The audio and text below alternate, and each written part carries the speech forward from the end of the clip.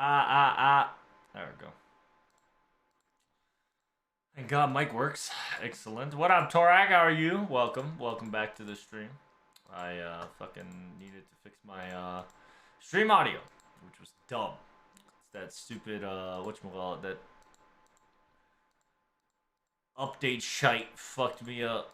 And at the same time I had a AMD upgrade. The software upgrade you have to do. So that shit fucked my PC a bit.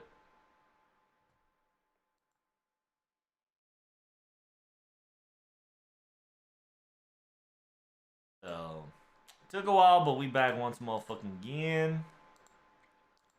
We about to get that game Marino Cappuccino going. Woohoo!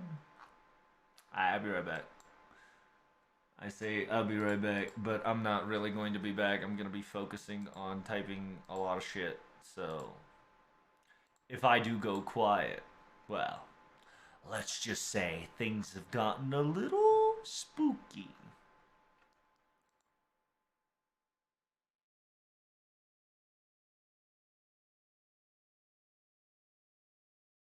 Let's see. You know what? We can just delete those. Yeah, no problem.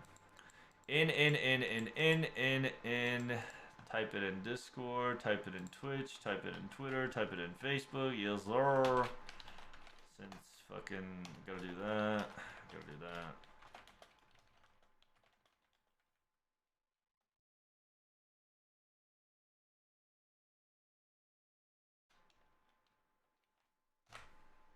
There we go.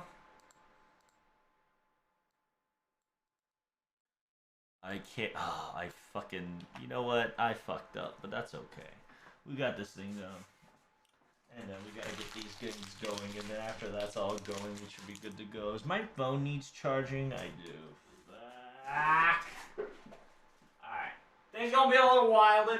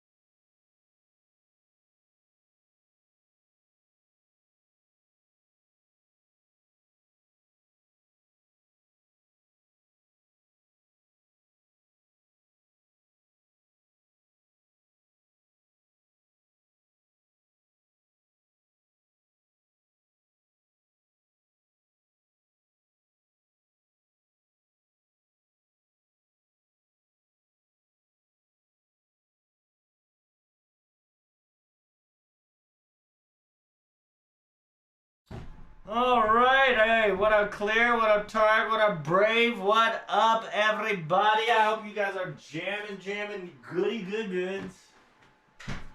See, here's the thing. Alright, I've got a lot on my mind, and I have a lot of shit to do. But at the same time, I have to do this shit. It's very difficult to kind of pull off, you know. A little scary, but we'll cross that bridge when we get there. But what up? Who's ready for that lore? That's right. Lore time. Lore time. It's motherfucking lore time. What up, Stretch? You know how we do? We be drinking that fucking delicious Rogue energy drink. Got bloody orange.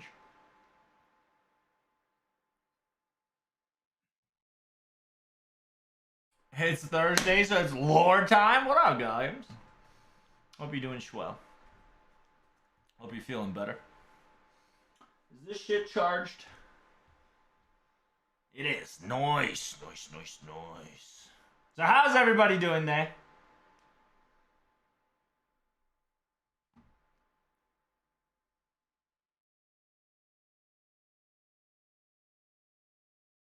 It's Thursday! And if you guys don't know what a TTT triple T is, it's not Trouble in Terrace Town. Although one day, chat, one day I would like to kind of host a, you know, Trouble in Terrace Town kind of bonanza. That's my dream, you know?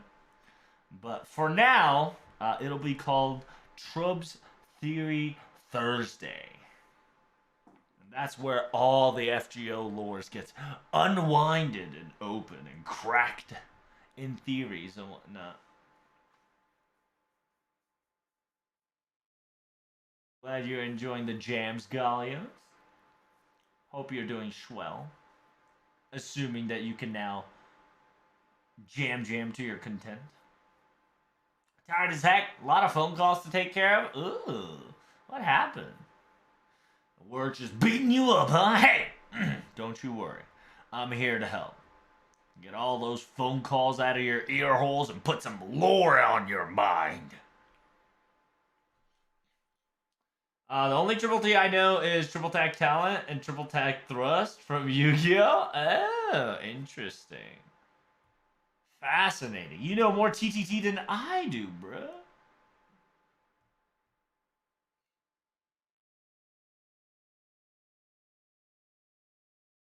I have ended my work shift. Nice. Hey, well done.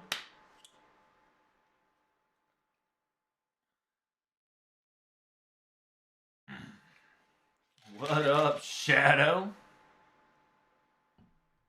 Alright, so I think we're ready. So we, you know what we gotta always do. About an hour of our stream, we're gonna be talking about, you know, FGO. We're gonna be doing, we're still gonna be doing the whatchamacallits. The challenge quest, aka the NA tower event. Because I'm not gonna lie to you, I can't move tower events. I legit can't move tower events because after I stream, I just go straight home. I just go straight to sleep. So after I'm done streaming, I go straight to sleep. So I get messed up. Hey, can we get some Salutarito Cappuccino for the latest sub? I appreciate you, my man. Can we get the salute? Thank you so much for your hard dedication and supporterino a cappuccino. Thank you, Keek, for the 29. The tower, Rapunzel. Oh, the tower. I know. I gotta do, I think, like 4 more cheap quests and we're good to go. Because we just finished the, I think the, I don't know what the hell we finished. I think we finished the Sorcery Hall, and I think this is the Sorcery Hall. What's our debuff here? Apply 3 curse to yourself when attacking. God damn. They said, not today, Jimmy. You're going to be dying by curses. I just realized that I'm very screwed on FGO Tower event. I'm like nowhere near done. Why is that, Shadow? Did you procrastinate to the point that you done goofed? Because there's 200 towers. And there's 50 towers each level and then 100 meat tower. So yes. If you think that you've done goof, perhaps you might have. But that's okay. You can still keep it going by doing 3 servants per node. You can get pretty far. I believe in you. Just use the strongest ones first and then just rotate them. You got this. I mean, you still got what? 10 hours? Psh, no problem, bro. No problem. What do I gotta do next? Magic Stone Specialty Shop.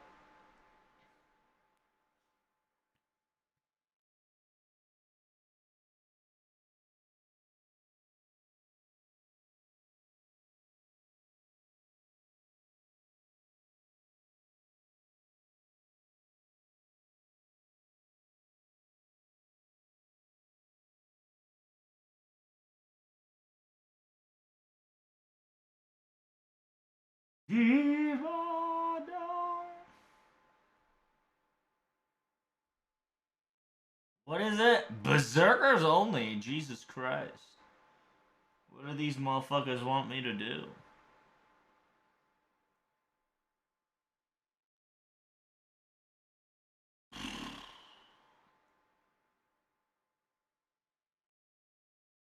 Berserkers only is a little rough, low-key.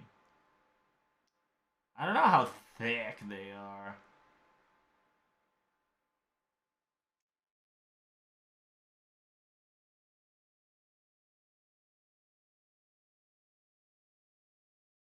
I'm gonna put him on reserve. And just beat the shit out of everybody in the back line little by little. Other than that, it's just go full face.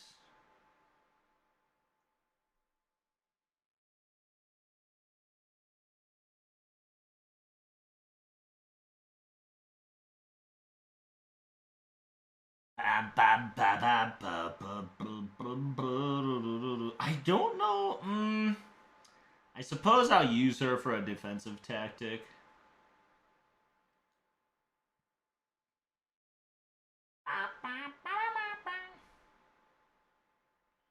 I'll put like a gut on her. Yep.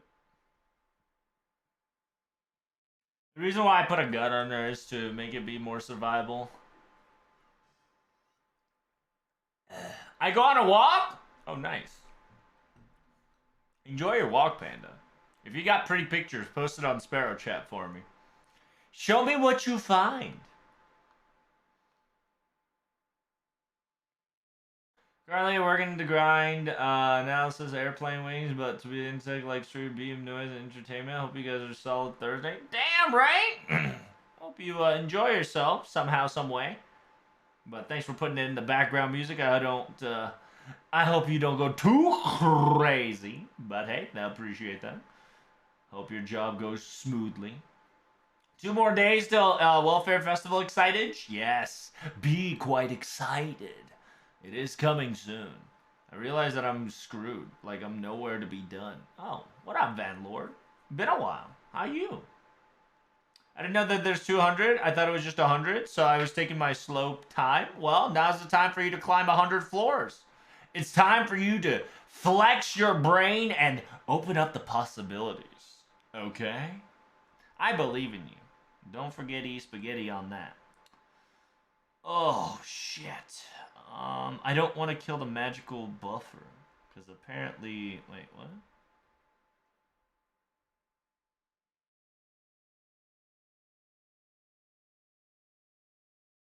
I don't understand.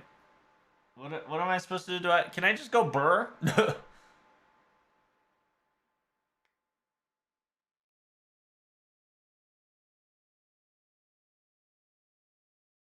Does not recommend to kill the magical gem.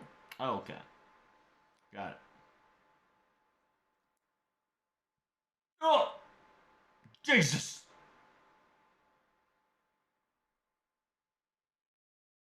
The hell? Damn, so many thick HP. Hey. Raw ore. Decreased damage taken.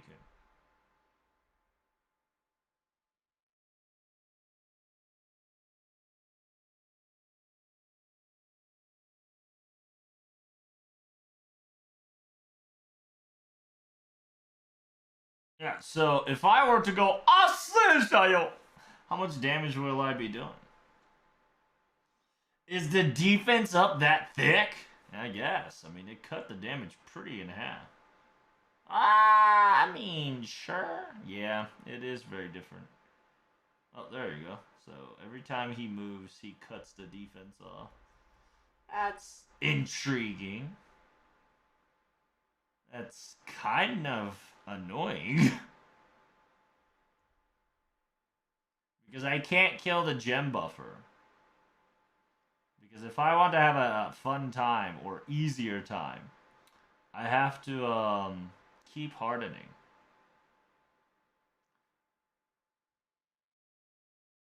Oh, and yeah, the shittiest part of all that is the fact that oh, that's dumb. Yeah, the fact that I can't get these guys to gem cut until the next turn. And then this motherfucker's gonna ult soon. I got guts. I have guts on these servants for specific reasons.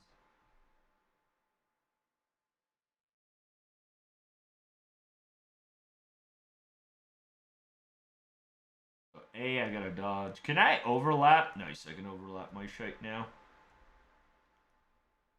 Yeah, the whole goal here right now is to just destroy as much characters as possible. Annihilation, yeah, we dodge most of them. Removes buff.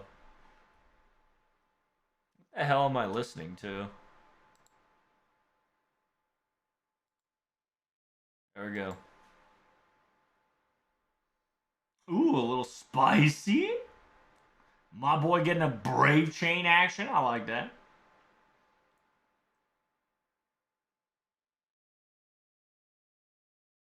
Ah, if it was 100, that would have been a kill. Unfortunate. Oh, it can get stacked. What the fuck? I didn't know it can get stacked. That's very interesting.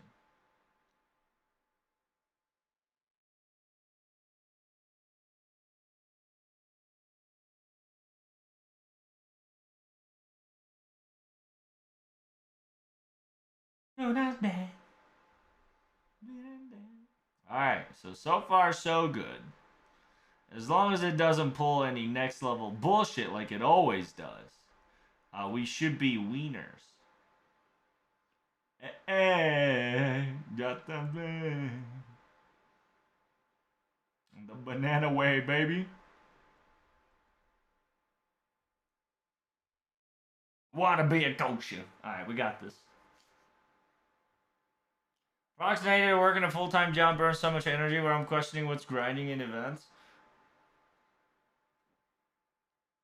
Why is it 200? I'm gonna tell you, it's perfectly fine. I like, you should be happy that it's only 20 events, you know? 200. It used to be 300, and it was wild, and people cried then a lot more. So I highly recommend. It's one of those things too that also you should have known this if you were into my stream or if you knew about this event or asked a friend or two, you would have known and the community would have told you that yeah, it's a 200 tower event. Don't let the numbers fool you.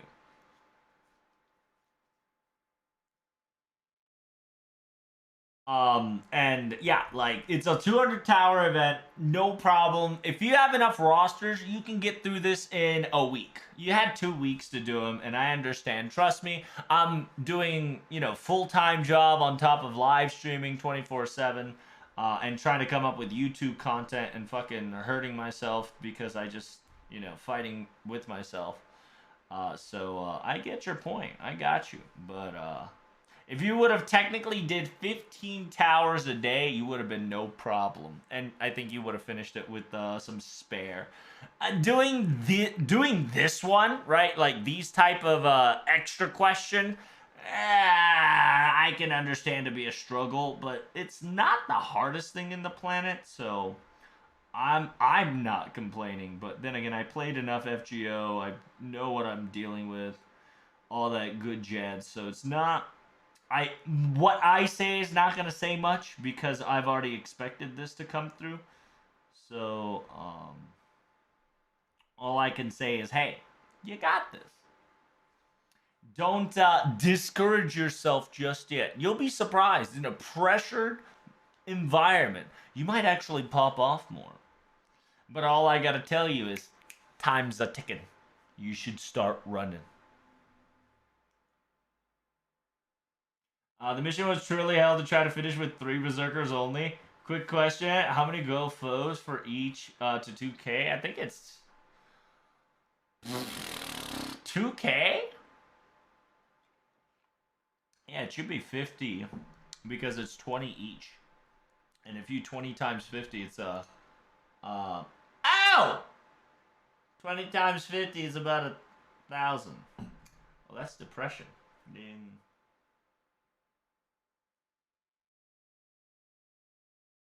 I just saw one of my cool mug cups already deteriorate into pieces, so I'm a little upsetty spaghetti. But oh well. So it's 20 each. No. You need 50 because there's 20, right? You increase the gold foe increases your ship by 20 each, so you need 50. So it's 50-50. If I said it wrong, I do apologize. I didn't mean it to sound the other way. It is 50-50.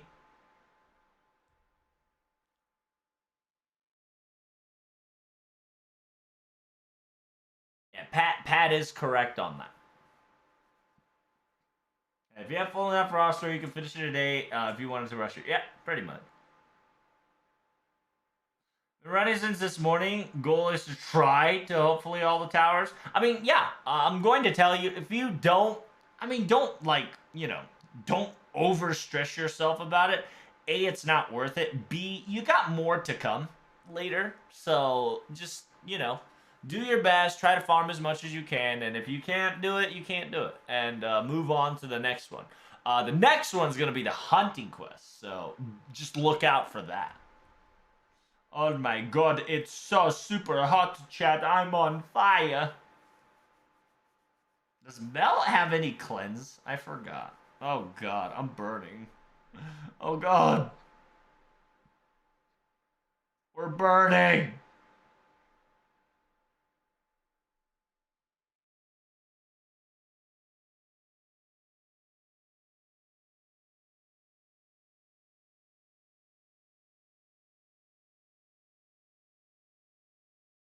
It's 20 gold ones. 50 are 3-star focus. What? No. Yeah, you need 50 gold, which is the 4-star. You need 50 gold star foes. So, correct. Hunting quest is a use event support. That is very important, Ray. It is 1,000% that people know that the hunting quest does use event support CE. That has been a thing since day God knows when. I can't remember. But yeah, it's now officially a thing, which is a nice quality of life update in my opinion. So, I hope you guys have your supports ready. It'll be like Bond or QP. That's about it. It's nothing too crazy to just put out. Bond or QP. Oh, I didn't know damage. What the fuck, Mel? What are you doing, girl?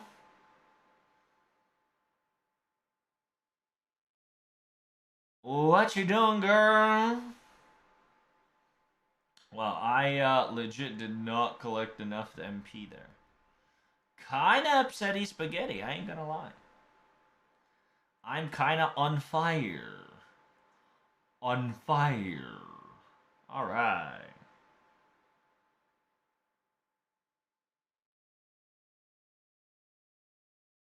At least milk can all and solve this problem.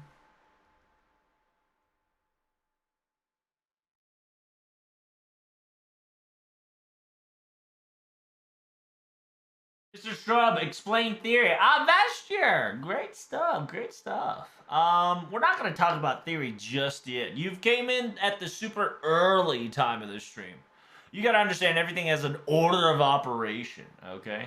We have it for after about an hour of regular streaming, we'll start our little theory. So everybody can, warm their seat up, get their popcorn, get everything all ready to go. And once everybody's all good to go, we're going to start our little campfire theory. So if you're just here for the theory, come back in an hour. But if you could leave a tab or two open for me, it would be greatly appreciated.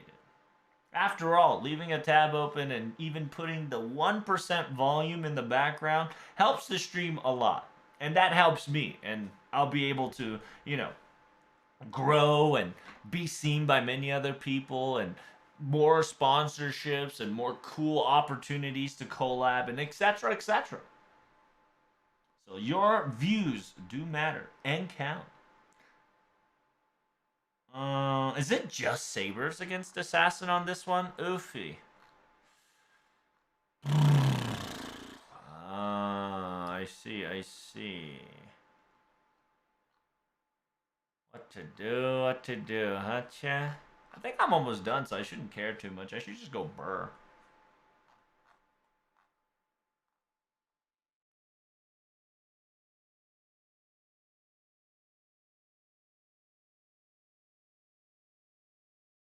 I'm just gonna bring all sabers. Yes, sir. Where's the little one? There we go. Game over this.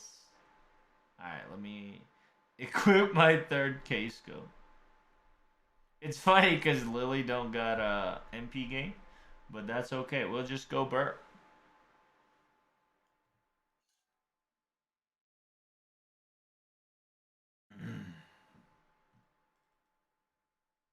That is good, but I always forget to update. Yep, it's just one of those PSAs, just like this Kota did.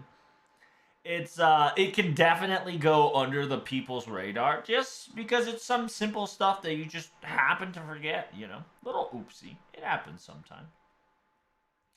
Lily, I do trust that you do have enough damage, correct? Just in case, we're gonna charisma her out a little bit here, because I don't know if she does the damage. I assume she does, due to the fact that she's MP5.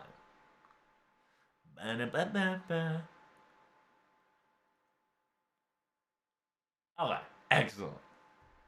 Jam all the way. Yay. Technically, MP2 versus MP2.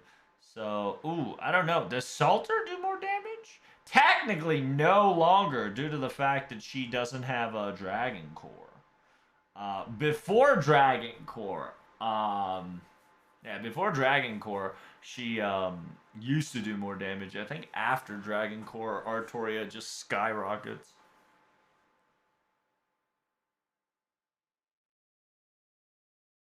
Ahoges. Oh yeah, look at that. Everybody's got a little hat, a little ahoge on. AKA the main popular symbol for Arturier. Now that's a big dragon. Can we take it down, Chad? Take it down with one shot. How's power doing?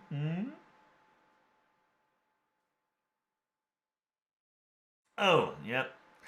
If we just keep critting here, we should be fine. Oh, we didn't crit. Uh-oh. Uh-oh. Ah!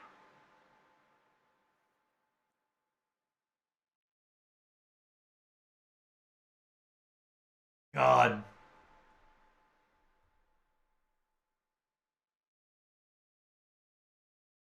It was all this Jean Jean. Shit. This is no bueno. We now have a timer on our hands. Because he's just going to keep getting attack ups. And it's definitely a Monka S.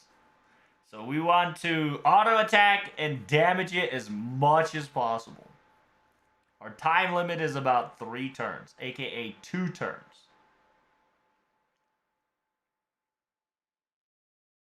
You cheeky little brat. Out of control. Are you eating? Oh, what kind of food you munching on? We did it, no problem. It's the same node, just practically a saber versus saber. Yep. Because you can only bring sabers. So therefore, it is saber versus sabers. Damn, the Arturian model dragon was a tough one. But we will prevail.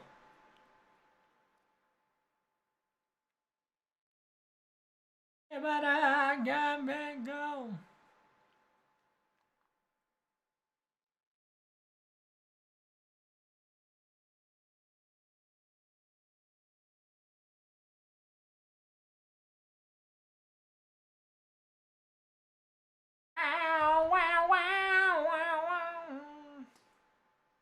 Oh, it's riders only. How exciting.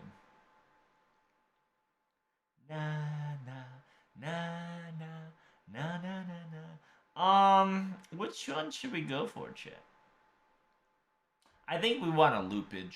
Actually, we can just bring all 3. Might as well.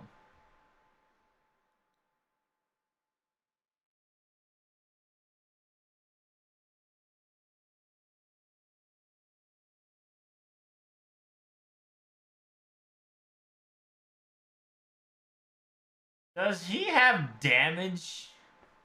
I can't remember. Oh well, we'll put him in there. Fuck it. Sounds great. Go. I got 2 AoEs and a fucking whatchamacallit. 2 AoEs and a burp. We're Gucci. We should be Gucci.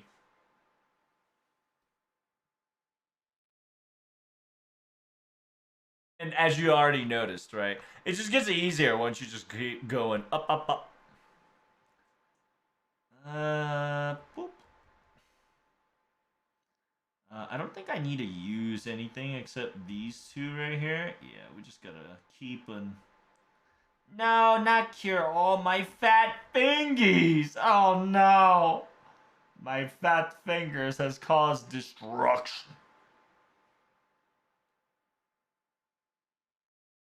Alright, I don't know if we can loop, but this should be able to get us a significant amount of MP gain plus some damage. 50%, not too shabby. It's still nowhere near what I wanted. But we Gucci mains. Boom. We want to bust out the Astolfo-Can.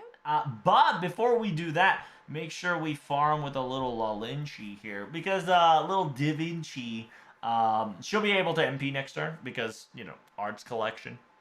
No problem.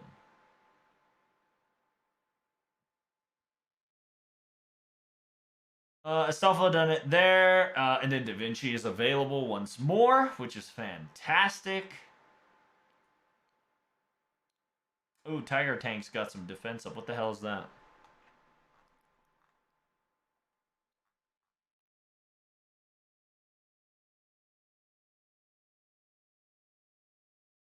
Heavy armor.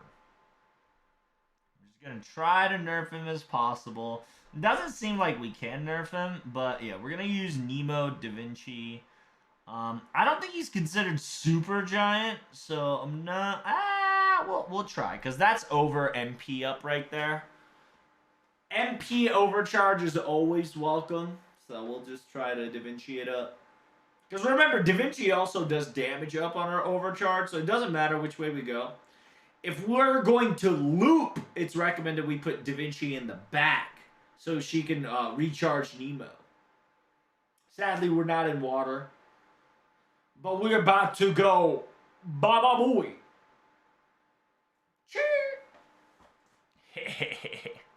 No, I did no damage. Fuck. Oh well. It was to be expected after all. However, a Stumble King will solve that problem. Alright, that thing is thicker than a Snicker. My goodness. Took all Astolfo Keen's auto attack to kill it. That was whack. Then again, I didn't power it up, so it's understandable. Alright, we finished it good, no problem.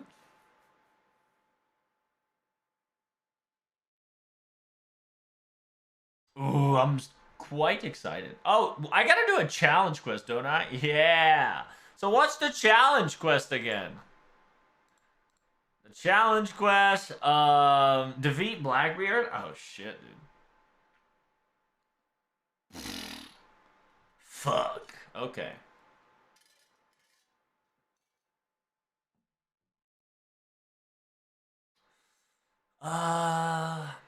Yeah, low key. Shito and I would have been perfect. Low key, Shito and I would have been perfect for this little agenda. Due to the fact that you can just kind of go burr a lot. Because it's recommended to do AoE, but at the same time, it's recommended to do a single target here. So it doesn't matter which option I take. I just need to take the option of sustainability. Who's my last person? Sakabe Hime she's chaotic balance. Fuck.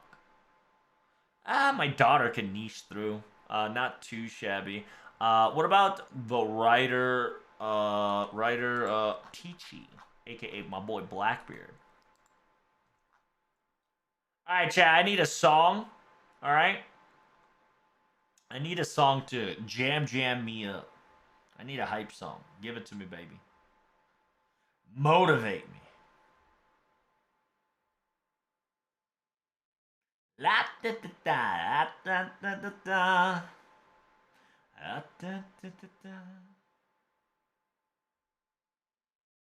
My God. How can you read that? It's so tiny. Pee tiny. My God. Damn, NA, I gotta get like a magnifying glass on that bitch. What the fuck? Fix your shit. I'm like... Can you read that? Randy, can you read that? Because I sure hell can't. Alright, I'm an old ass man coming through, baby. Old ass man can't read shit like that. Let's see. So if double cast Storia fails, we need to make sure we have contingency plans. We'll put Merlin on. Merlin Kun will allow me to sustain MP gain a lot and stars. See, a lot of people forget that Merlin has one of the coolest gimmicks that not Castoria have and not Tamamo have, and it's star gain.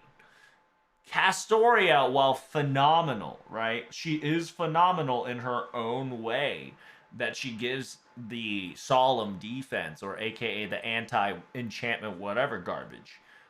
But she does not provide star necessary nor healing. So if you get whittled down, you're dead.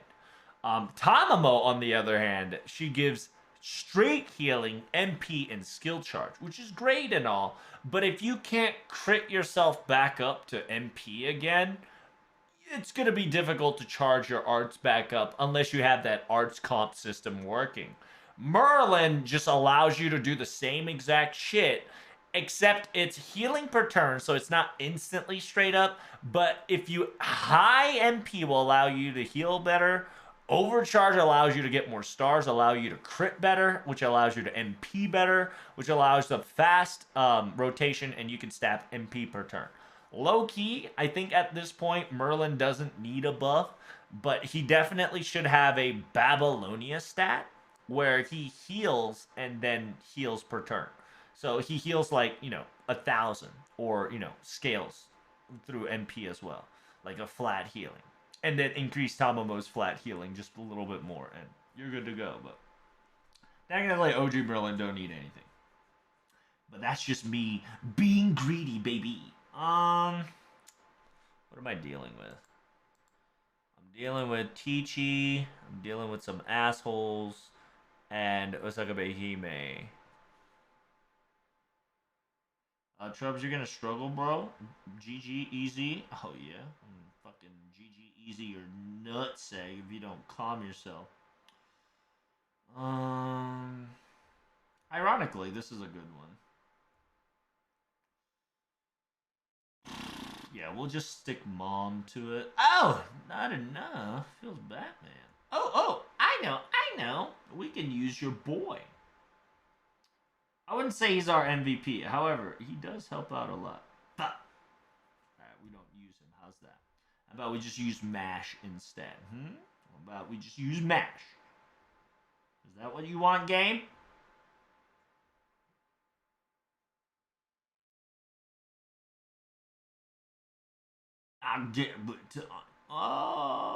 You say, unfortunately, Say is not a good option here. Because in order for Say to do damage, characters have to be lawful, and the character has to be Shadow. I'm not gonna lie to you, a lot of the servants are not Shadow. She's low-key best for farming ads, but where is my girl Mash? Hello? Mash-chan? Where you at, baby girl? What? Oh, there we go. Orthodox form? I might need you to change. I can't change. Okay, whatever. You know what? We'll work with this. I've had worse options before. Orthodox will be just fine. Alright, let's start this. I usually like to wear Atlas whenever I'm fighting Challenge Quest because I feel like I'm a smart boy with glasses on. Alright, let's do this.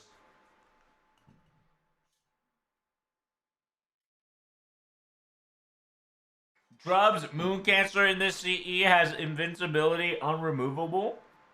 Are you fucking shitting me? I can break that though, right? If I can break it, no problem. Jesus.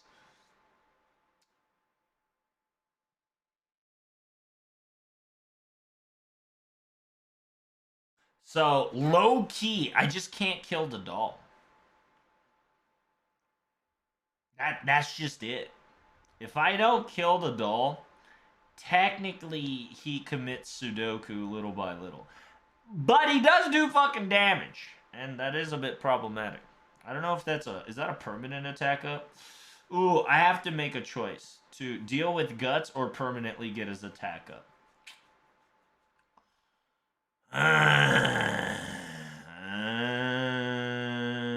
Low key, I should kill the doll.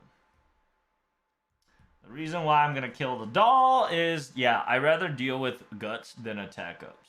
Because Blackbeard getting attack ups in order for me to easily kill, not good. Hey, get shot, bitch. I don't know what you try to type in my chat, but later, bitch.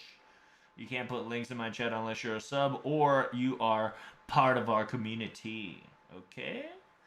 Next time you learn your lesson, you dumb bitch. Hello! Fuck you!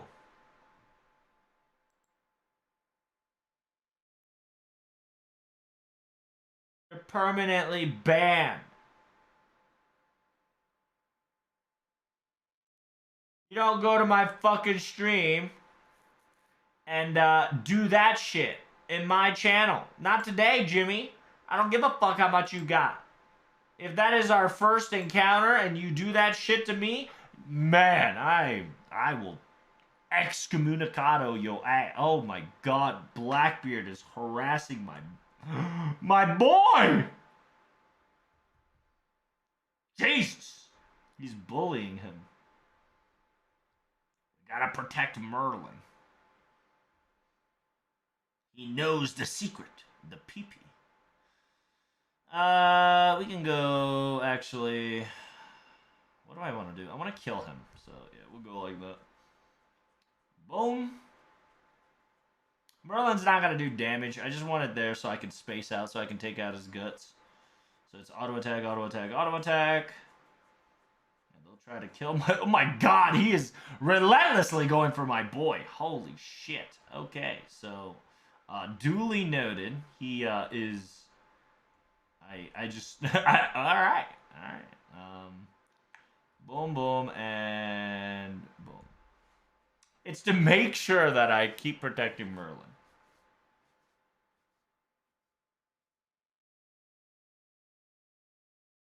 That's right. They get shot. Damn, not even showed as deleted. Wowage. No, I think as Zeal, you I think you have better Twitch TV or some other byproduct that allows you to see shit because it's deleted in my stream. Because I have my Nightbot automatically kill any links on planet Earth.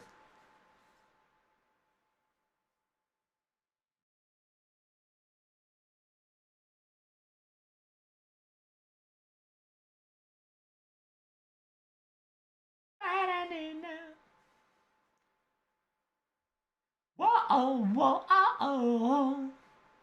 Actually, yeah, I'm gonna do. I'm gonna use here to charge. My God, Blackbeard actually. Blackbeard used charge to charge his charge. That's dumb.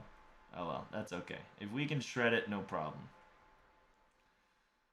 Ooh, I might, oh no, I can buy one more turn. Unless he MP gains here somehow? No.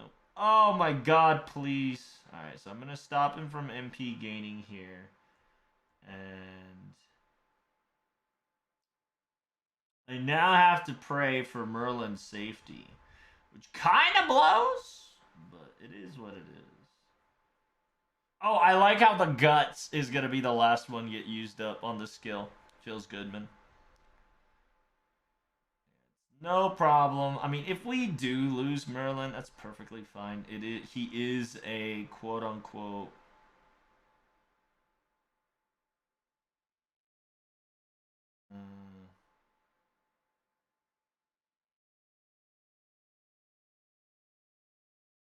Yeah, Merlin's dead here. My daughter can dodge, so there's no problem. Unfortunate. Mari-san is dead.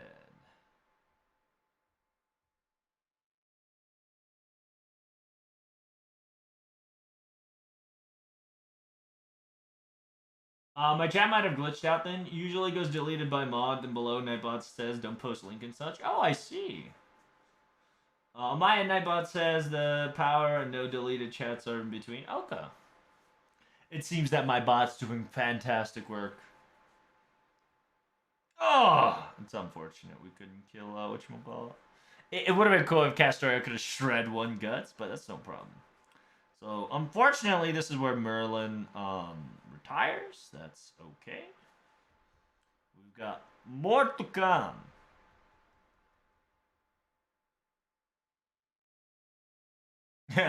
How about another Castoria? Wow.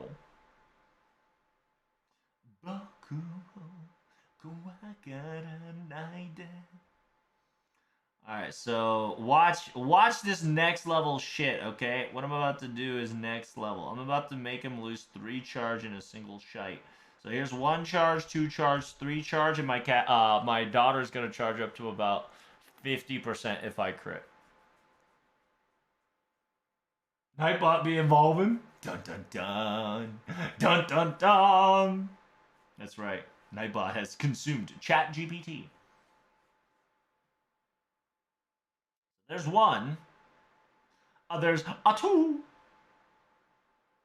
Unfortunately, I can't get the 3rd one because extra attack goes with oh my god, can you not? Holy shit! My god, he fucking insta-bursted my girl there. Jesus Christ. He has 1 more gut, so I gotta be wary of that. I'll go boom. Boom, boom.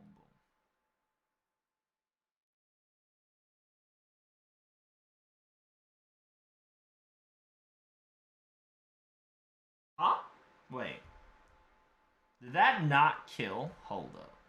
I don't accept that. I'm not accepting that. That should have killed, but it didn't. So I'll go B Castoria Q then. Because that'll guarantee kill. Low key, I should have done that in the first place.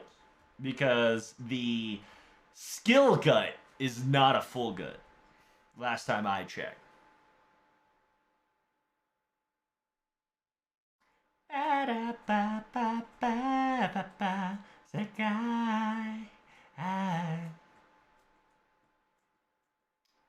It might be unnecessary, but I might give her a charisma buff to.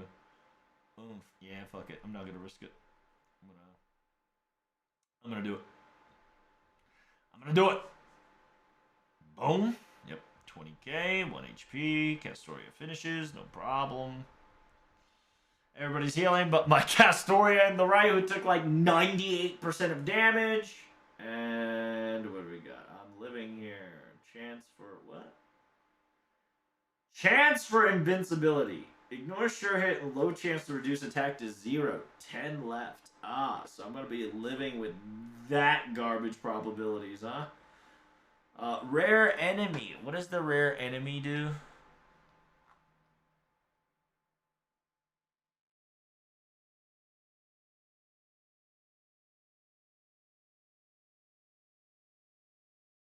Does the rare enemy do anything?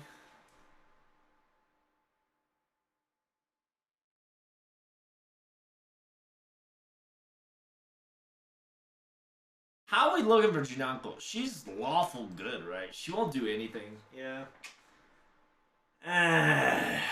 So yeah, we'll go boom boom and prac charge. If we take if she takes no damage, that's perfectly fine. We just have to grind it out. Let's go! My RNG's on my side. Feels good. So I broke her bar there.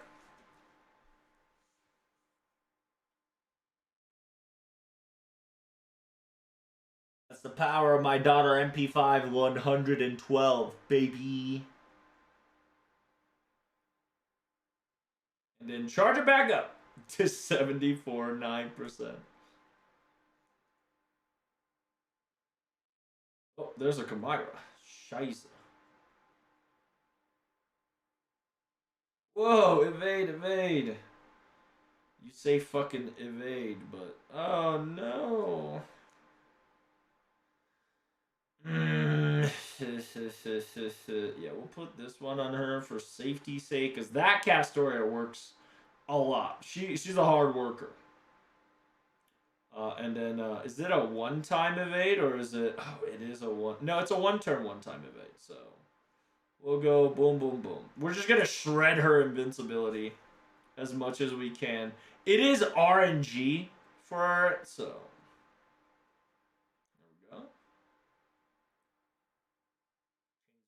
There we go. So she is actually a problematic on her own. Because she's buffing her fucking ads. Yeah, Junanko's about to ult, so I gotta prevent that from happening. I still got invuln. I'm not gonna use my buffs just yet. I want more QP.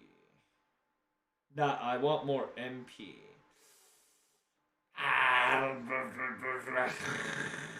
Decision. It's that my Castoria is gonna go. I know it. So it's not like it's a fundamental problem that I'm struggling with. Remove one attack buff on a single enemy. Recover 100 HP yourself when attacking an engraved card. Remove one poison cure. Restore 100% for yourself. It doesn't matter what I pick then. Okay, so...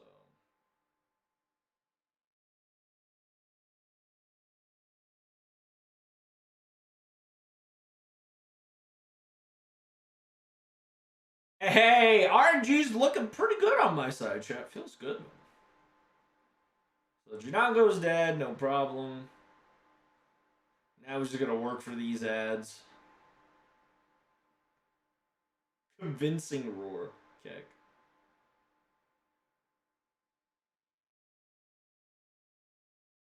Perfect, because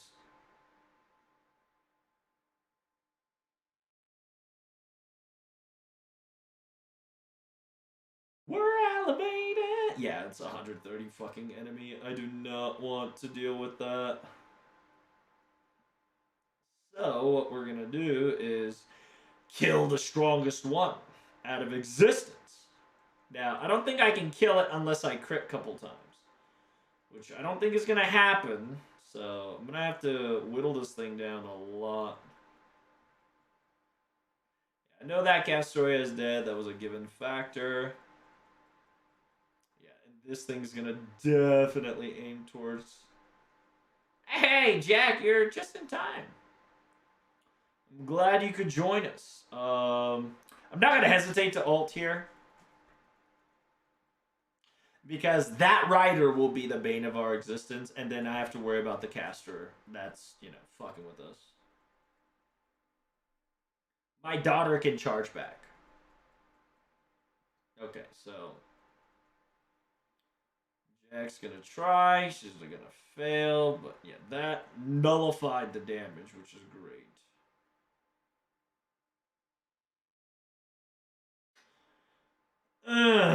That's a bit of annoying, but I might have to deal with that.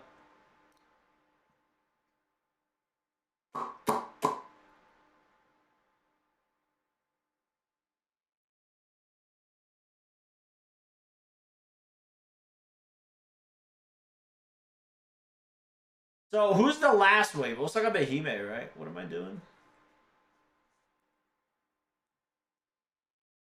I know that I'm not going to do much damage. That's why I did a full combo on Jack to try to just get her back.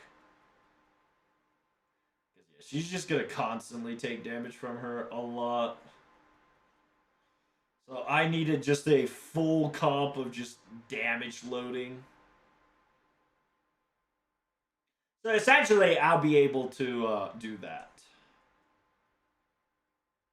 She's going to gain MP there. My daughter should kill, which she does, which is great.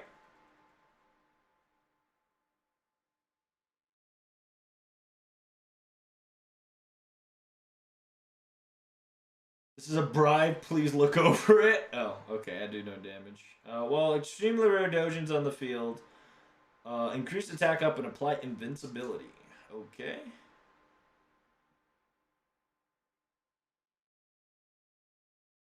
Inflict charm every time attacking. Got it. We'll go boom. Do I have a crit capability? I do not. But I can go.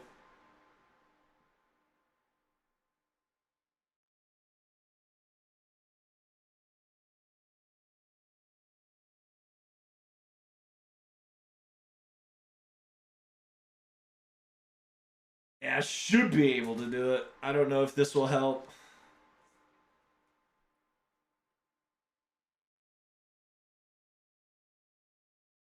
Technically, the way you defeat this is you keep destroying the Dojin, so one of her move has to be a Dojin.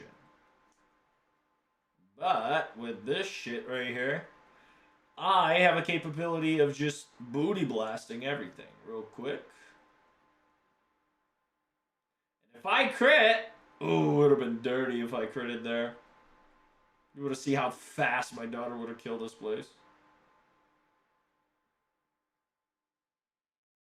Ray Page. No, not the curse. Alright, so good. Charge gain, HP gain. Remove all that shit. That's right. Kind of the reason why she was there. Low key. Because Osaka Hime's MP gainage is not. Her defense gameplay is nothing to scoff at. Her defense is pretty fucking tough. Like, Morph should not be looked down upon.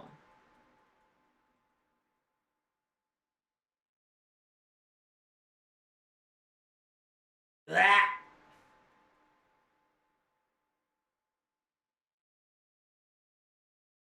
As charge, 500 HP gain. You're not gonna ult this turn. And we're gonna try to Shredder. Yep. Because we can get to about 160, we win. Because my daughter will take care of the rest. Never mind. She fucking did the bullshit that I didn't want her to do. Alright.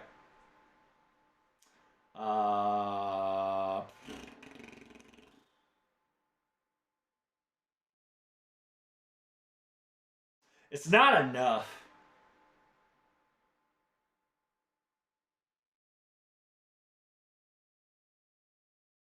I'm gonna dodge with my daughter, so...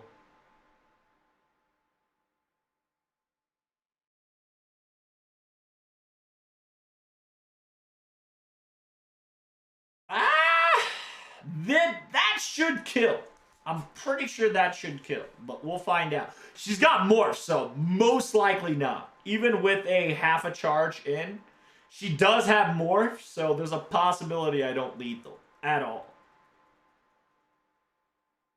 Never mind, my daughter is OP. Let's go.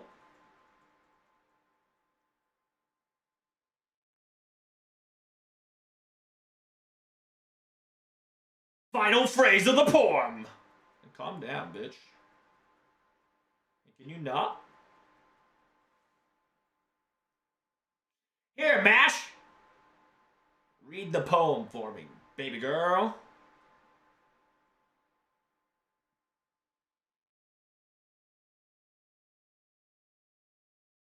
All right. I think we're good. Can you get double charm? Yeah,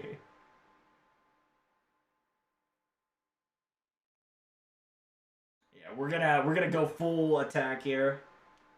No more arts gaining, it's just pure damage. Ah. Luckily, I have whatchamacallit.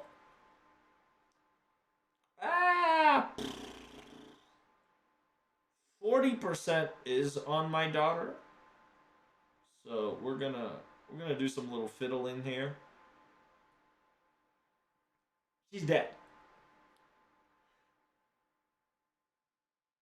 My daughter was just a, insurance. So GG, easy. My daughter, OPP. She's great. She's strong. Use the chaotic niche, no problem. Hooray! That's right. You forgot Jack's quick buff? I'm okay with it. It's one of those, I wanted to use it, but she charmed her, so it was unlucky. So, it is official, chat. We finished all the tower. You've got 9 hours left, everybody. So, I believe in you guys, okay? I believe in you all. Do your best. Damn, I'm getting all the Saint Courts and Leyline Stone at the wazoo. Sheesh. My God. I'm glad that NA is kind of getting this access early. You guys should definitely play it because LB6 is pretty heckin' nutty. So do your very best. Enjoy yourself first, right? I gotta do some rank up quests.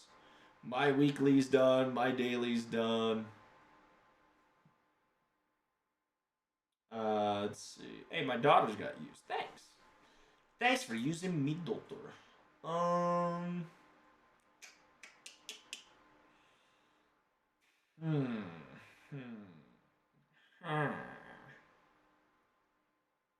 What am I missing in NA? Oh, comet shards. Comet shards. Or we can do rank quests. But before we do anything of that, let me finish JP, and then we'll start talking about theory while I farm the shards in the background. Ooh, check it out. Check this shit out. I finally got MLB Poggies. Poggies. I finally got to MLB one of the broad CEs, so I'm a little ecstatic about it. after jillions of friend points roll later, we were able to MLB. I am reserving my tickets and I am reserving my Saint Courts due to the fact that since I can no longer whale in JP due to border restrictions, which is such a dumb concept on the world of internet, I am no longer whale on JP. So you'll see me whale hard on NA more than JP. I think I need one more CE. One more CE. Oh, Habanyan! Poggers, it's always welcoming. It's always a happy Habanyan time when she pops out. I know, it's exciting. Nah, those won't overlap with LB6. Okay.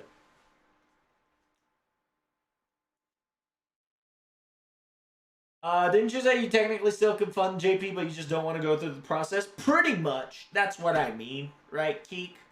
I can if I want to, but at this current stage of FGO, I don't want to, right? Unless, like, the other side of, if the other side of, what's her name? Archetype Earth shows up, maybe. Maybe I might, you know, dabble in a little bit. Maybe if we figure out that, Roa actually used the Monte Cristo's outfit, maybe, right? Or Lilith shows up, you know, maybe. But they have to come out first.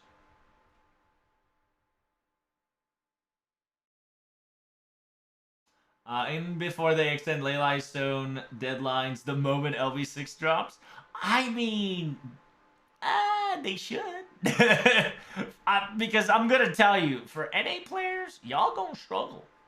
But at the same time, they probably will. I mean, why not? NA's gonna struggle to beat Part 2 and Part 3, so. Oh, I need one more of that fucking CE? You gotta be shitting me, bruh. Yeah, I just need one more CE to MLB that. God, no, I need one more CE to MLB all of them. Come on, bruh. Except the, game trolling me, chat. Game's fucking trolling me. Unbelievable.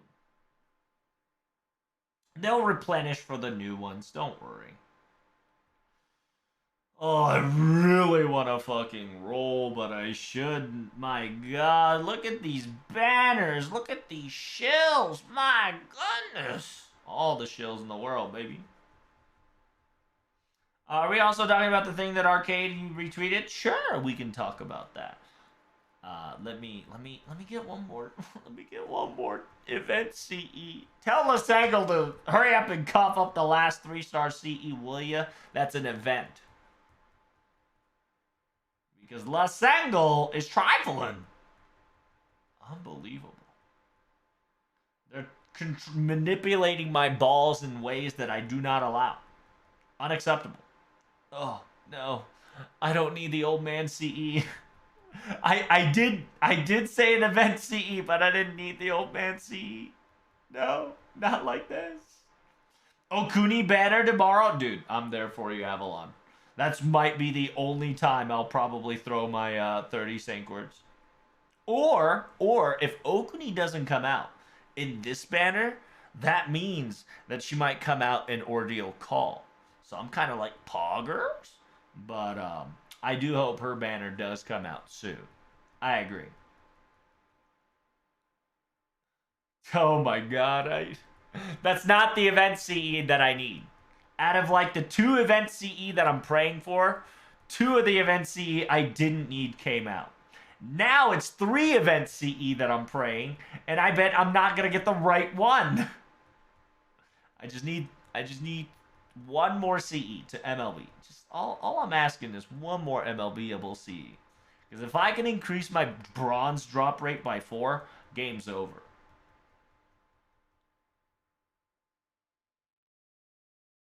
And since I am currently wanting to roll friend points as fast as I can, I am doing one of the most inefficient shit on planet Earth, which is to shred 2 stars and 1 star CE. I highly recommend not doing this if you are a newer player. I just want to not worry about CEs right now, so I'm just shredding it on the spot. If you want to be super QP efficient, if you want to be super EXP efficient, you should never delete your 1-star and 2-star craft essence. The reason why I'm specifically currently doing it is because I'm trying to get this event CE out of the way. And if I keep grabbing 1-star, 2-star CEs, I just get my thing gets bloated in an instant because I just have so much friend points. So I really do wish that La Sango hurry up and fix the friend point problem here. Not like this is not enjoyable.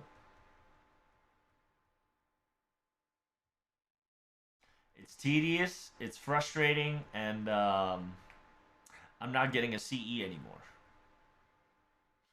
It might be Okuni Demia because those are the only one missing for the event. Most likely, right? But then again, Demia came out on a banner, no? No? I'm pretty sure Demia came out as a banner. Or no, it must be NA. I think I'm mixing NA.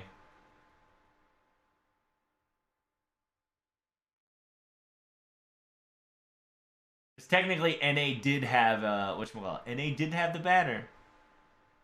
So yeah, I'm mixing NA. Got it. They should allow say how much friend point you'll use at once. Yeah. I think they should allow, 50 rolls and 100 rolls. Just cuz.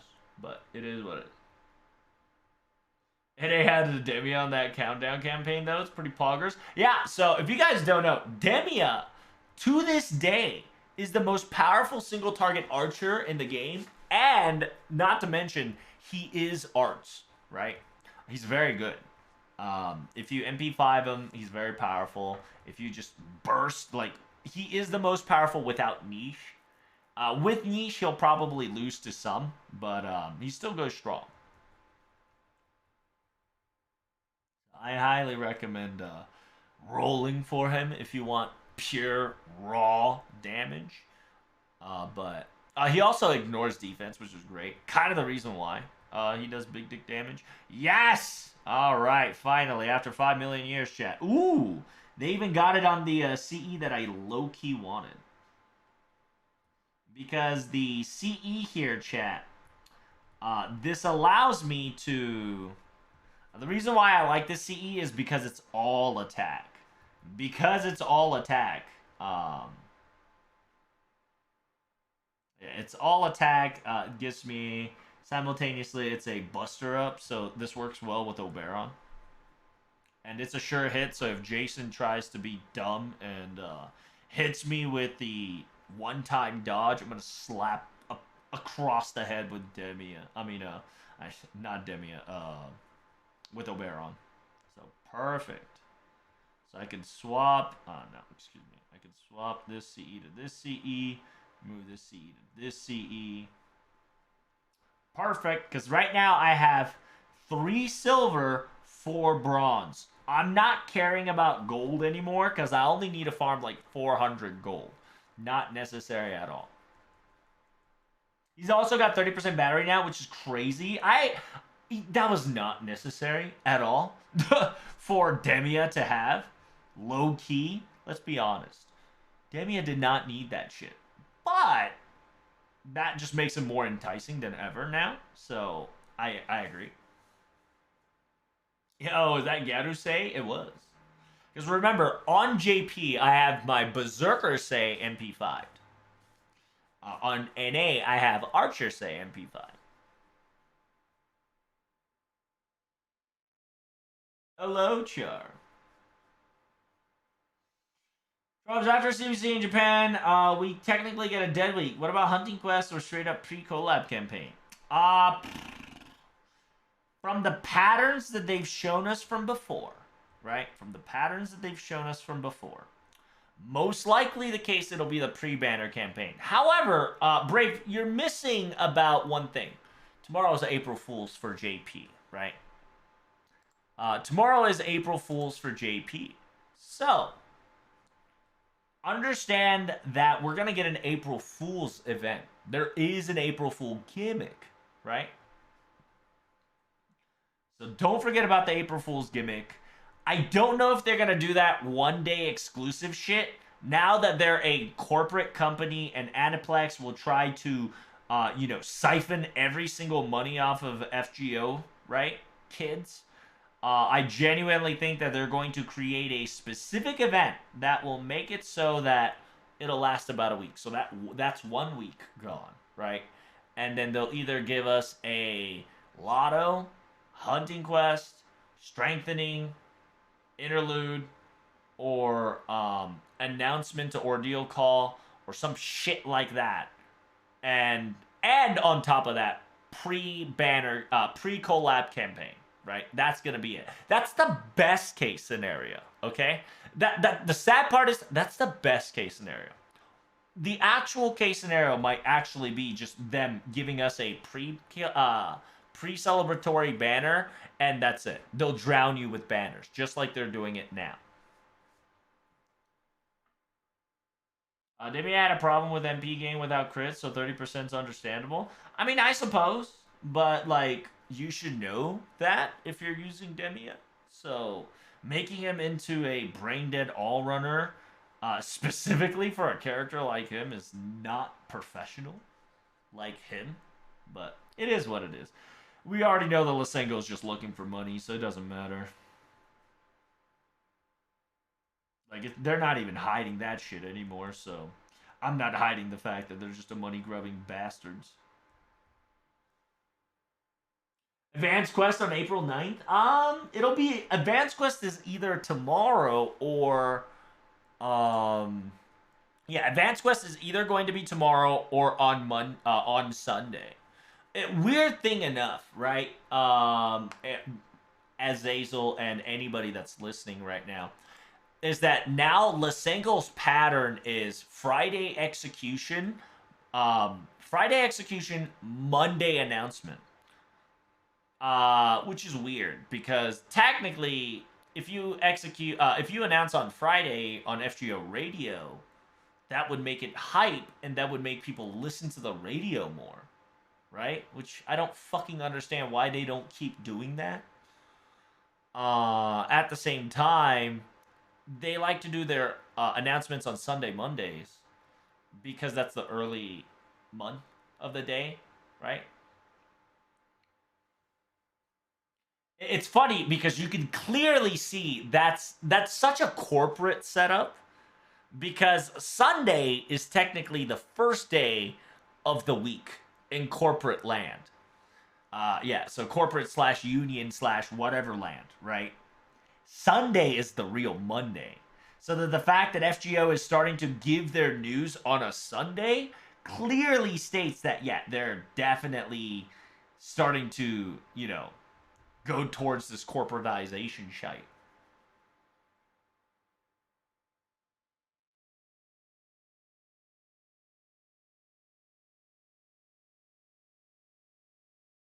By the way, who do you think the grill and the ordeal poster is? We can discuss about that chart. It could be many things. It could be Iris. It could be Lilith. It could be many things. But we can talk about that low-key after I finish this farming and take a piss. Okay? After my celebratory piss of able to 3-turn finally and be efficient to an extent, we will talk about the Lost Belt and the 3 figures on the wall. Now we've gotten like a week to learn, figure out, and analyze.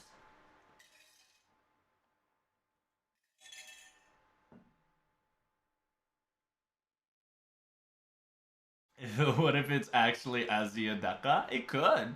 Don't exclude Amichan. Yeah. Yeah, it's because she's eating a lollipop, she is known for being a lollipop girl, and everybody's fucking losing their shit over it, which is understandable.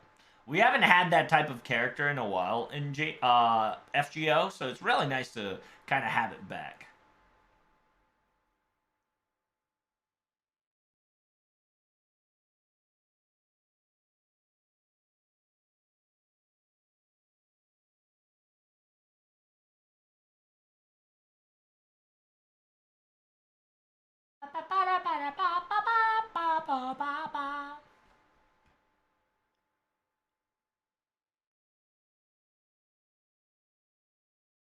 Hello there, Curb.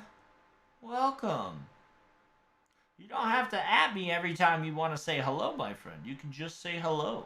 I do see your comments, no problem. Whether you're sub or non-sub. But welcome, friend. I hope you're doing swell, Curbmeister. Or Mister. Hope everything going swell at your end. And welcome to the theory stream. We will be starting our theory very soon. After, like I said, take my celebratory piss, executing this 3-turn. I wouldn't say flawlessly, but, you know what I'm talking about. You know what I mean.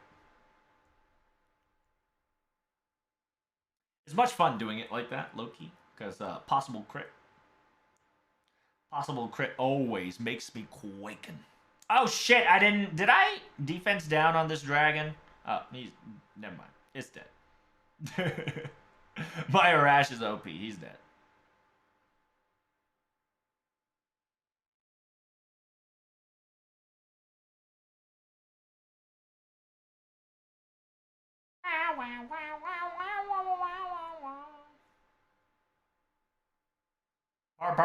Perfect.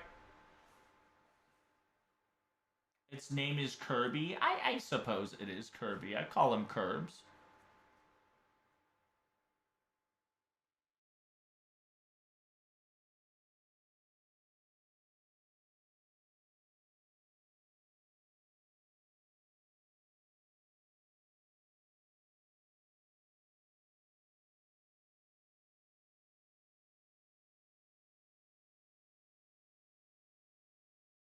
I might go to jail playing JP at 3 p.m.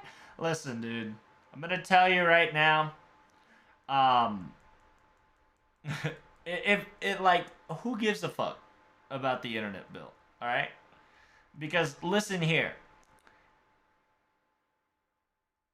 You shouldn't be on like XYZ sites anyway. Unless you're like Russian and enjoy Russian shite, then I understand, right? But like, the bill should not affect you. Like, it should not affect 90% of your activity, unless you're Slim Shady, right? So don't worry too hard about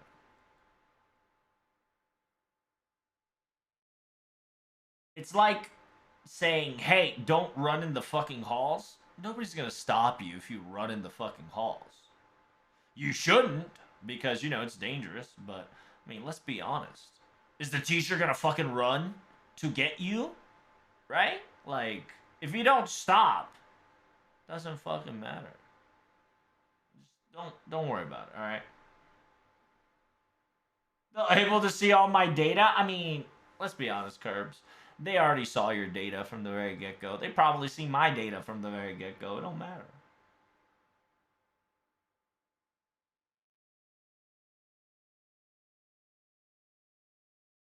Because they may include apps, Troubs, and mini games to be Chinese. That is true.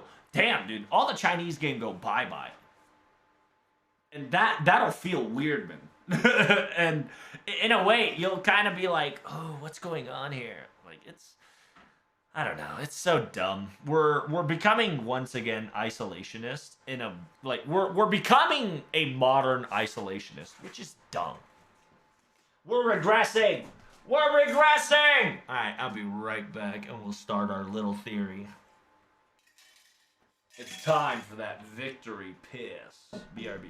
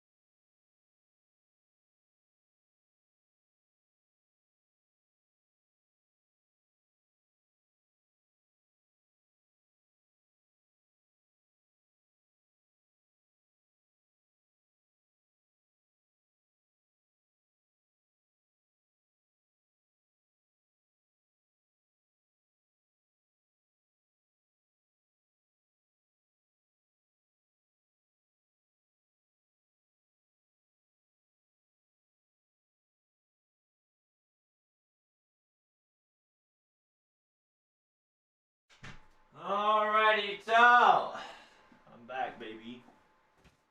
Hope you're ready, motherfuckers. I like my privacy, same. But, you know, the world does not care. Well, the government doesn't care about your privacy. And then this sponsor. Dude, I wish. I wish I could have slid in a VPN sponsor. That would have been so fucking funny.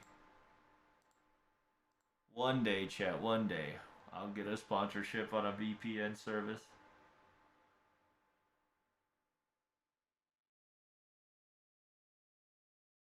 That would have been such a great segue, right, with this current moment. And I've been like, well, then, you know, if you need some protection from the government, I got you covered with today's sponsor. But unfortunately, hey, if anybody wants to sponsor in the VPN world, hit me up, will you? Depending on our little contract slash deal, I might slide into them DMs, BK. All right.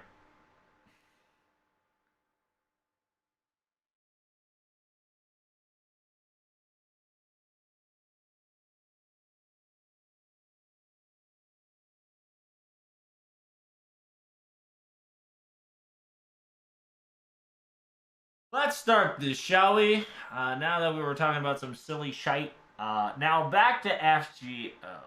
Alright, so let's discuss the FGO stuff, shall we?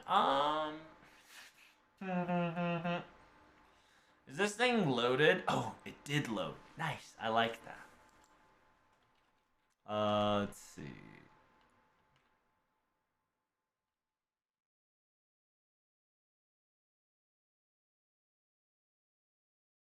Nope. Did not work. This is gonna be a bit difficult, chat. Give me una momento, please.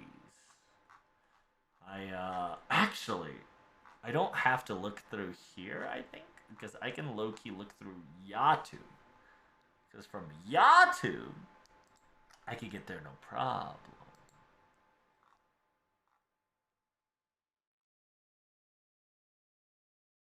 Here's the thing. I love my boy. And we've got a lot to talk about. Is it theory time? It is theory time. Do you have Twitter? Fuck, he does. Oh, no, he does have Twitter. Pog champ.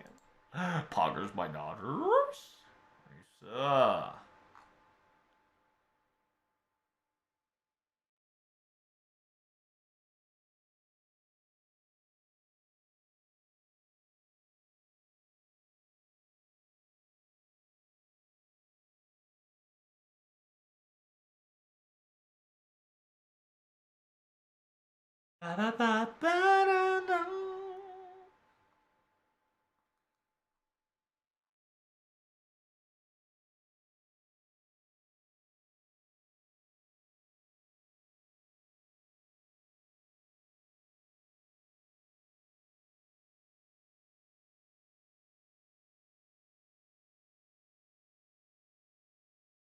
Let's see.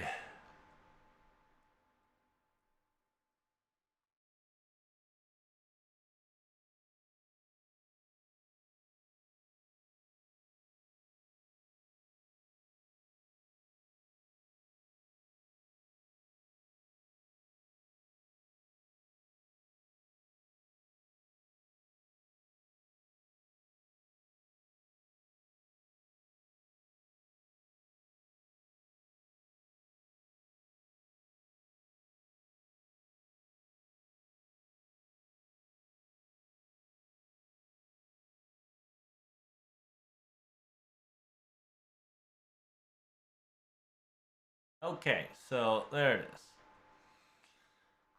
We got that one covered, and we will let that one take care of itself, because that's numero uno. I should get Fate Wiki out so we can access it easier, because we're going to be jumping around a lot. So let's talk about Fate, shall we? Boom. So from here on out, it's going to be FGO Spoilies. Spoiler time. Be careful. I'm going to give you guys a minute until the halfway of this song. Alright? So, spoiler time, spoiler time. Be careful. Let's see.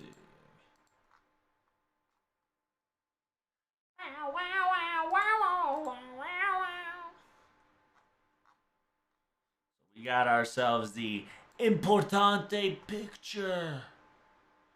We can delete all this shit. I was just looking through attributes and alignments. Oh, we can get this too.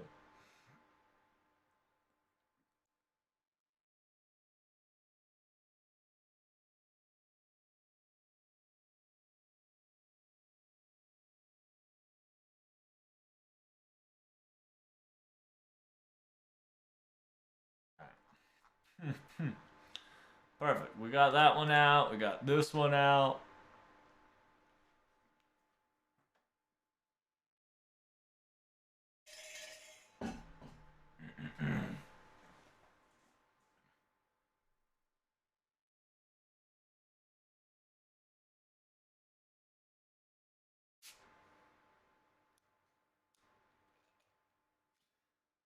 Today's gonna be talking about relationship between Lost Belts and Beast, correct? Yeah, we'll talk about that too. Let me quickly make a video of this real quick, because it'll be making it.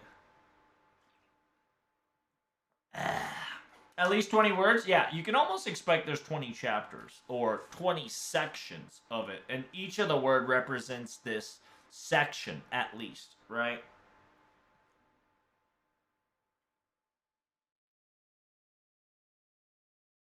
Because in actuality, you can keep all one word and make it an event, which is awesome. Which will happen and more.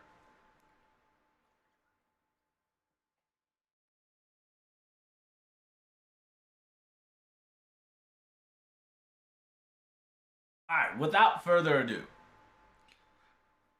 Welcome, ladies and gentlemen. I hope you guys are enjoying yourselves. And it's been a week, around a week-ish, since our little shenanigans of Ordeal Call has been announced. So, many people have now speculations and spoilers. FYI and all that jazz. So I'm here to tell you my opinions and my thought process of this sequential shenanigans. I hope you'll enjoy the stream. So, Ordeal Call of Los Toberto Cosmos is now here and go. We have three main visuals coming in hot. We have this guy, and this girl. Now, speculations is pretty easy. If you have played Johanna's event specifically showed a Bhishma. Bhishma is this specific dude with a metal arm on his right hand, which you can clearly see it right there. For me, my personal theory and perspective will be that, hey, all these three might be a Chimera type servants. It could not be a Chimera type servants, but I'm most likely thinking that they are characters that have not only a significance to the FGO at the very moment, but they are the lost data. They are the AKA files that were put into the trash burner. They're the RAM. They're kind of the people that was doing I wouldn't say doing a lot of things in the back line, but everything aligned together because they kind of existed. We're about to technically see the back room of what happened in the Lost Belt, or why Lost Belt and FGO came to be. If you guys don't know, Ordeal Call is a big deal. Ordeal Call is essentially a one step before the final battle. It is essentially the revelation. It's showing you the tricks and mysteries when it comes to mysterious horrors or mystery murders, right? That is going to be revealed. As a warning, these three are not the only ones that you're going to see. These are probably your main surprises that they are preparing for. Just like just like Mr. Chu and others specifically said, we're going to get more. There's going to be sequences that are going to be outside of Ordeal Call. That's not important, but still will play a significant role in FGO, story-wise. So, first thing first, let's go over with the people. This one, I believe, is Roa. It's Roa. It's Roa mixed with something else entirely. It's a character that technically does. Is it Roa? I forgot if it's Roa. It's whoever Dante killed in his drama log.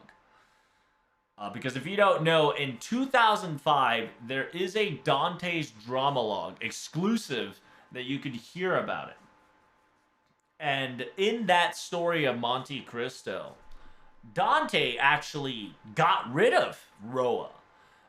Which kind of interesting factor, because at one time, nobody really thought this to be true. But if this FGO is going to start talking about missing people or talking about more backroom or, aka the reveal of many different things, Roa might actually be a hidden character appearance that would come to FGO. It is a minor spoiler here for Tsukihime, but you should know this, is that in the newest Tsukihime, a lot of things were retconned. A lot of the characters never really showed up. It's a really nice little shenanigans that kind of happened, and it's very great.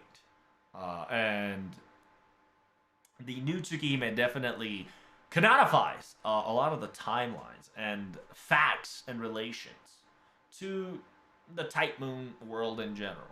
It's been quote-unquote modernized.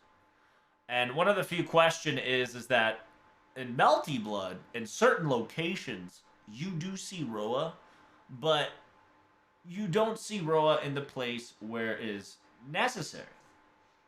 So this one, I do believe, is a possible Roa mixiation. At the same time, this will be another LB7 spoilers. We've reintroduced and officially canonified the existence of Dead Apostle. The quote-unquote Dead Apostles were kind of lingering around during LB3 and kind of LB4 circumstances, but in LB7, the confirmation of Dead Apostles and zombies and ghouls were officially canonified.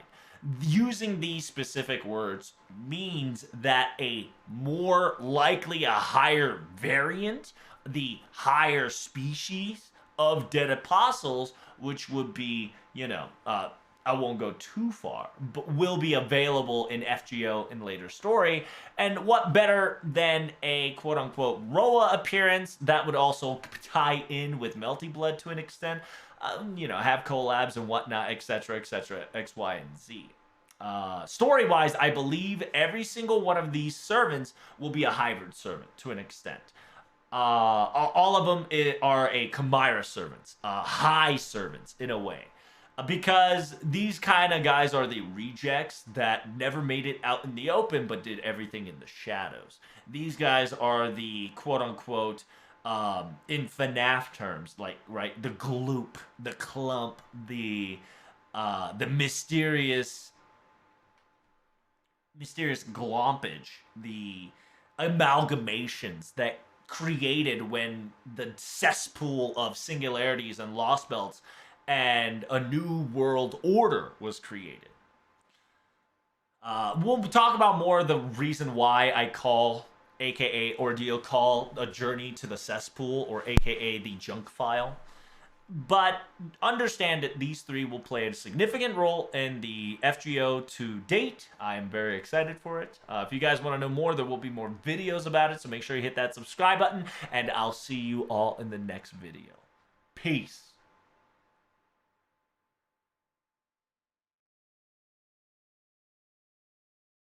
Alright. Got a YouTube video out, so little poggage. What up, what up?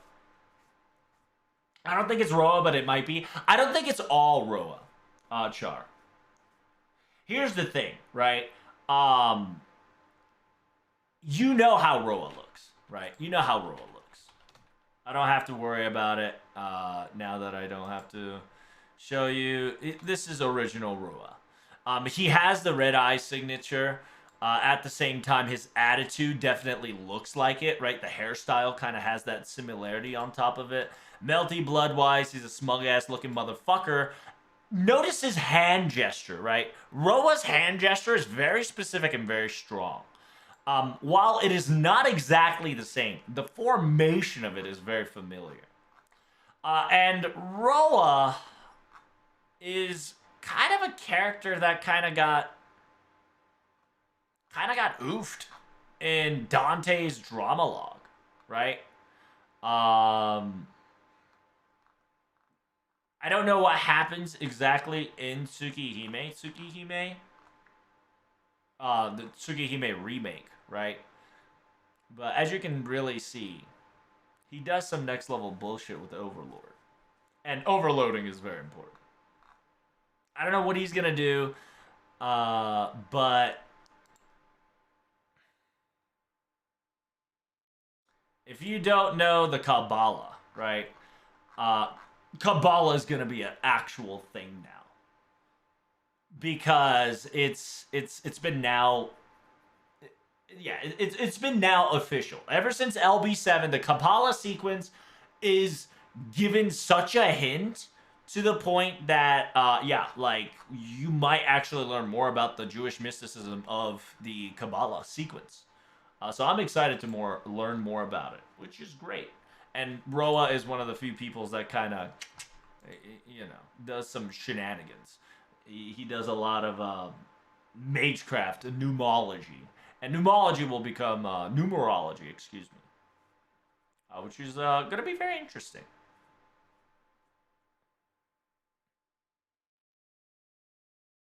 Yeah. And this will make Dante, like, the fact that Dante has the upgraded power called the Treasure of Monte Cristo, I'm more bullish on the fact that that's Roa because of the latest upgrade. Because I knew Dante was going to get an upgrade somewhere, somehow, in his second skill. I just didn't know when. And Lord and behold, the Treasure of Monte Cristo, we got it, and it is the Treasure of Monte Cristo. And if you do not know, he has a drama log.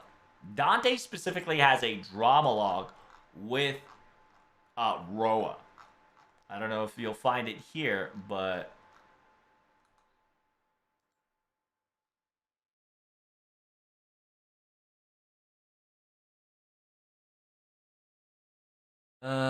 Fate Grand Order.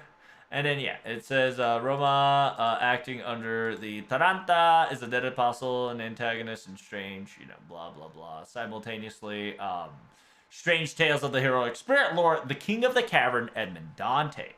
He did play a significant part during Dante's little drama log. This is the drama log of Dante's that made in 2005. It's low-key impossible to figure it out now because this shit's a fucking rare collection. But there is a specific story centered about Edmond Dantes and his revenge against men who imprisoned his mentor, which is Abbe Faria. It is set before the Count's well-known revenge story in Paris and features various figures from the past, including Dantes, Concasieta, Abbe Faria, Angelo Barga, and Haiti and Tarantella. And as it said right there, Tarantella is quote-unquote Roa. Later on, you'd figure out that it is Roa hosting Tarantella, which he low-key obliterated. I can't remember as much. I have to go back and see what exactly happened. But, yeah, in the end, he obliterated Tella. But, here's the thing. It's interesting that now Dante's getting love, and then there's a spotlight towards Dante's. Because in LB7, they specifically says we're missing a count. And out of everybody, Dante is the only one that's been hidden for so long, which is on purpose. Because if Dante gets figured out, if it's the same, if you see Dante's and if you technically officially acknowledge Dante's, it's like acknowledging the cesspool. At the same time, you're also acknowledging Abyss. It's the same concept of that. You know how you stare at the abyss long enough, the abyss stares at you, right? And then next level shit will start piling out. That's what's going to happen in Ordeal Call. At one point, one way, somebody's going to notice in Protag or in this entire mystery that Dante is a part of a problem. And once Dante is notified, just like in LB7, Shiba's gonna start notifying all the flaws and all the bullshit. It's essentially, in a computer term, you're about to open a file that has no name on it, and when you open that file, it's all the junk file that needed to be thrown away in order for the Lost Belt / incineration of humanity / this entire Karadea project to work. Okay? It's essentially, it is the Pandora's box in a way. Not really exactly Pandora's box, but FGO equivalent of Pandora's box will be open. Okay? Torais Megis is going to start to fuck us. Shiba is going to start to fuck us. Because just like what had happened in LB7. If Shiba and Torais Megisu shut the hell up, and if it didn't detect it, the last battle didn't need to happen. But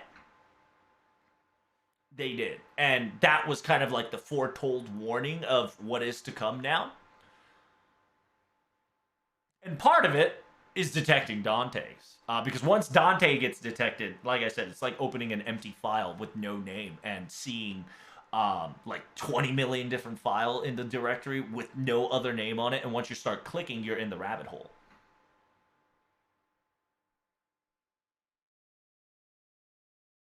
In Melted Blood, Sia also comments that the treasure of Monte Cristo is the 8th scripture. Oh, really? That's actually good to know.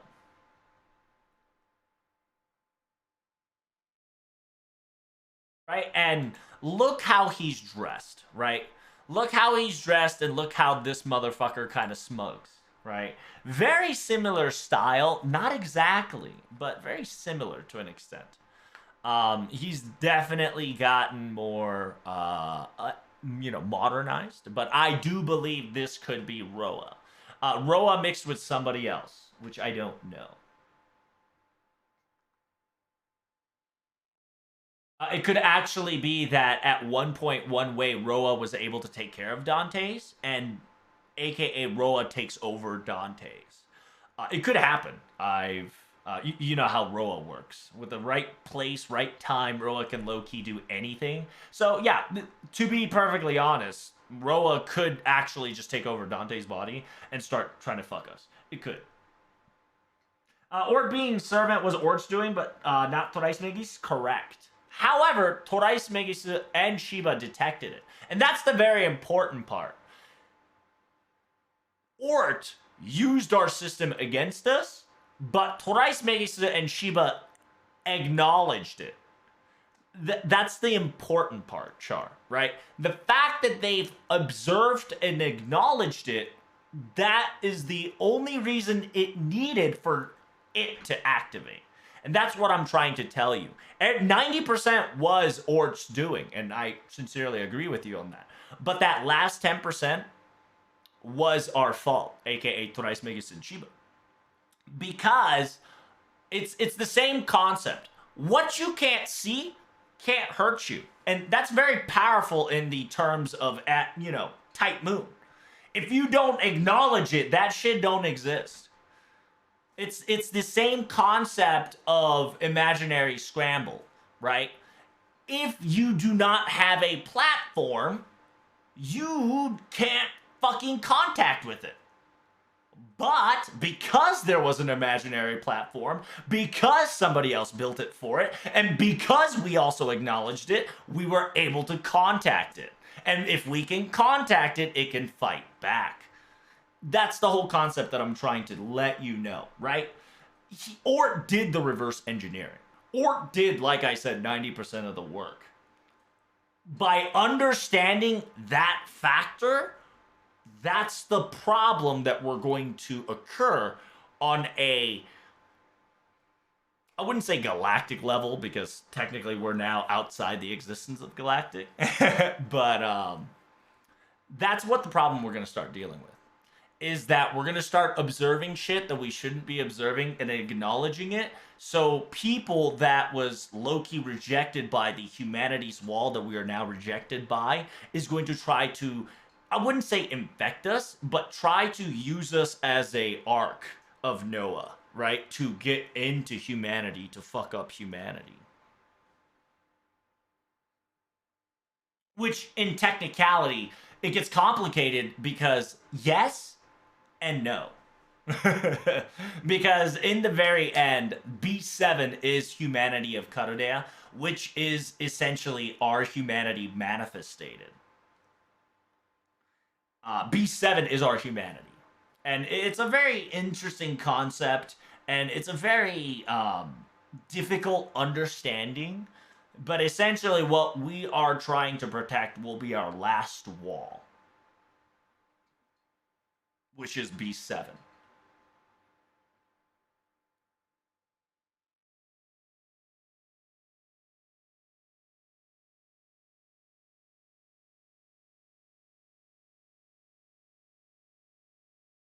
The only thing that's interesting about Roa that reptiles will have nothing to do with them, though. That's why I said it could be a, like amalgamation, chimeras, things combined together, right? So it could be Roa plus something else plus Dante's, or it could be Roa plus something else plus something else plus something else. It's essentially a cesspool of characters that is kind of being amalgamated into one, right? Like how in you know how if you're doing like the passive run, you go into the abomination where the yellow character kind of was like experimenting with determination. It's like that. We're about to see more of that caliber, right? So I remember something that he was summoned as a Monte Cristo. He can't be an adventurer, which is why using Guiso as his name as an adventurer. It's a little more complicated than that. But it's Gangzul is also another facade, right? Interesting wise. Because Gangzul is and fun fact, right? Not Dorito. I gotta go to FGO. Fun fact: Chapter 9 actually talks about who the fuck he is. I'm glad you mentioned that because it's really funny. Because now that you mentioned Gangzul and Dante's, this actually plays a significant role in this episode, right?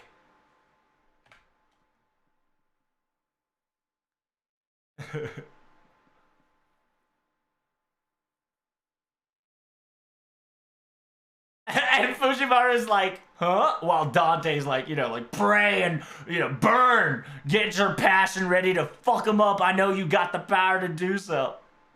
Yeah, you can go to the depths of hell to, obtain whatever you need. And Fujiwara's like, Fujiwara's like, hold up. Simplify, please. Don't understand.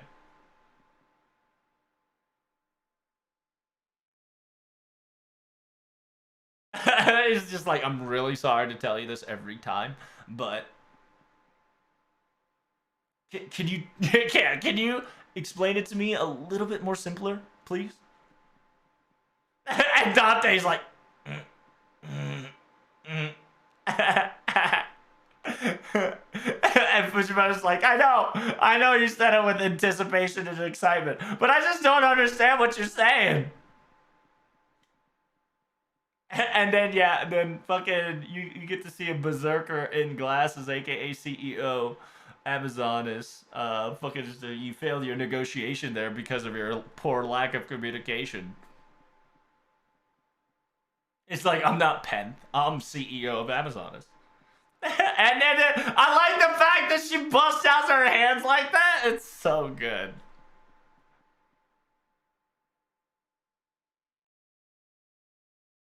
Yeah, she's gonna advise to Dante's.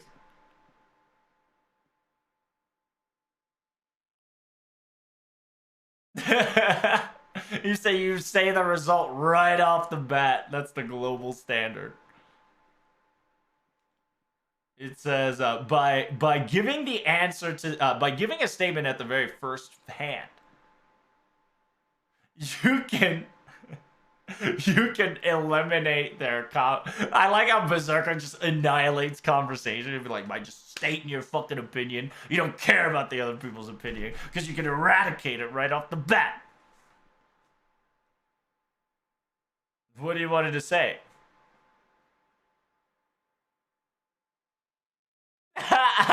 Just wait and hope. And fucking Fujiwara's like, what am I waiting for?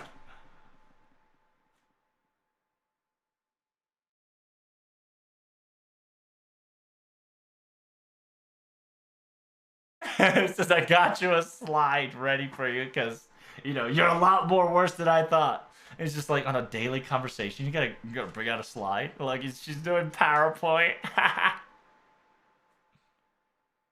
Double uppercut the lemonade, bruh. She's busting rhymes. She's like, I have no clue what she's saying.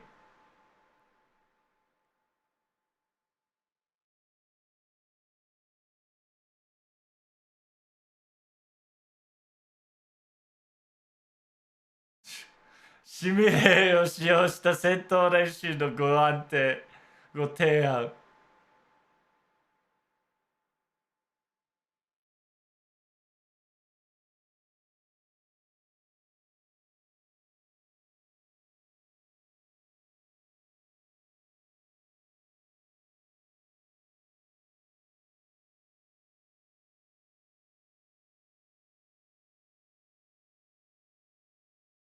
It's just like, it's so long. And yeah, all that conversation, Dante just wanted to visit Master because he was bored.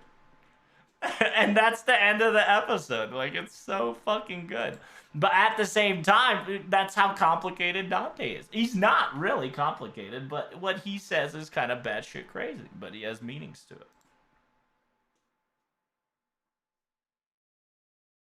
And that's all he wants to say too, which is so funny. But anyway, going back to the picture, it's essentially Dante's will play a significant role in the ordeal call, whether it's early, middle, or the exposition of ending. Dante is going to play a major role. On top of that, Roa is also going to play the major role as well, because of Dante and Roa's relationship and the concept of dead apostles coming in. That's kind of all I wanted to say. It's funny because, like I said, Dante kind of came out in episode 9, and I was like, oh, damn. Like, I feel like they planned that shit. But yeah, that's kind of cool that Gankutsu's design is replicated in the current FGO model, which is awesome.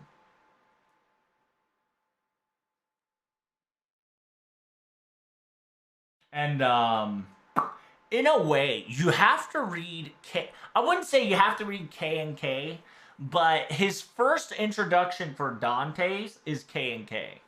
And on top of that, you have to read the Dante's Tower event, aka free ticket event, which I highly recommend you try out. It is a challenge quest gimmick, so just, be on your toes. You can't just burr all of them, but most of them you can beat that ass with a spatula, no problem.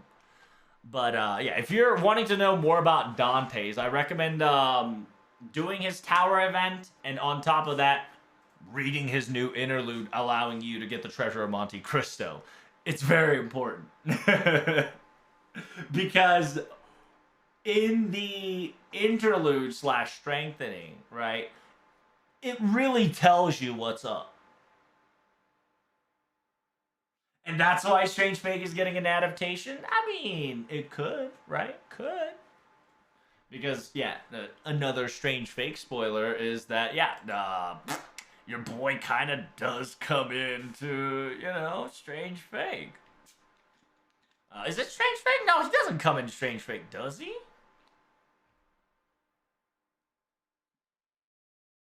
No, I don't think he does.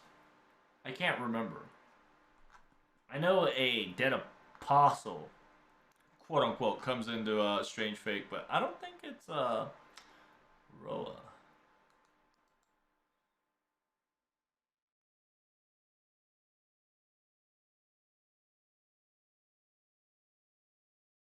Is it?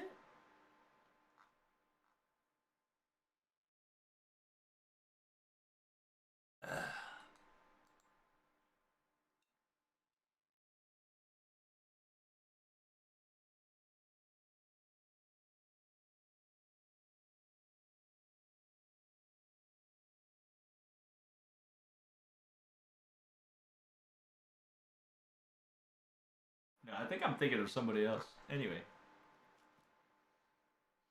There was talk about the fact Dante is real. Yep. And like I said.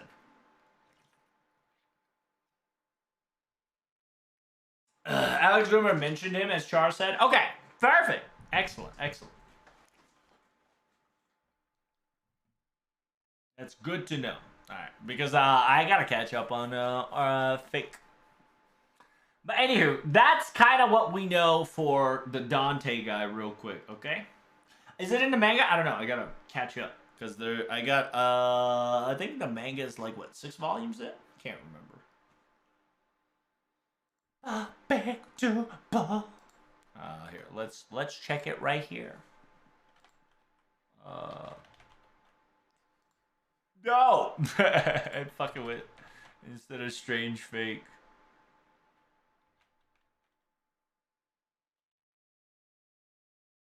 Bruh, where's strange fake? There you go. I didn't put fate, that's why. Manga wise, how much we got? We got up to volume 8. So there you go. We got up to volume 8 on the light novels. I don't know how much manga we got, chat.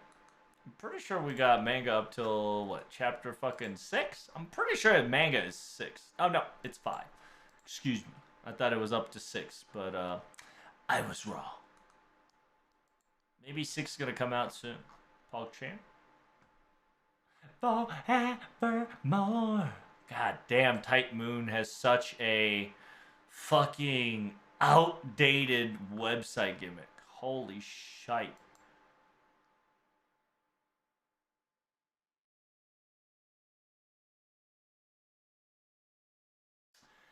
No new news for this one just yet, chat, but I think it's being worked on. Soon, chat, soon. And then, yeah, most likely, by the way, this might be the other, like, saber of... is it Philippines? Was it Philippine saber? Or there's another Artoria that's not Artoria, right? But essentially the story is a very Artorian-like status. So this character could be that. And this is actually male Musashi. But, you know, when the game comes, we'll figure it out. Yeah, man. Listen, the manga is not going to catch up to the light novel because it can. And if it does, it'll be problematic.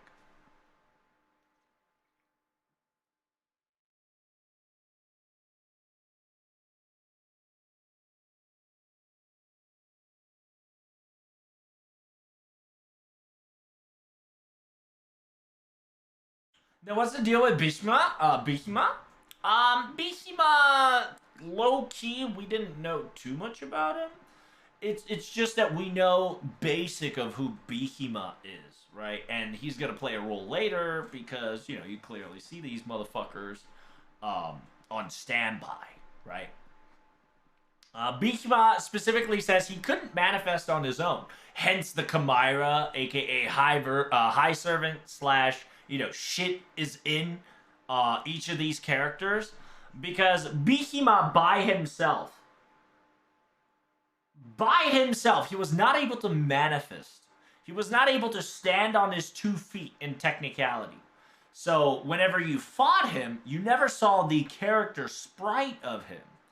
It's almost as if mentioning that there's going to be multiple things inside of each of these 3 characters in order to make them stand out as either a servant or a blockade to humanity.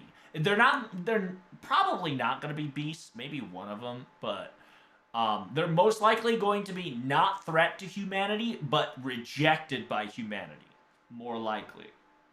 And then, yeah, fun fact with Bhima is that Bhima is related to Arjuna and Karna. I believe that is Arjuna's older brother, right? It should be older brother. But yeah, he is a very Indian character. So if you are an Indian god ideology, mythology fan, don't worry. We're going to get more.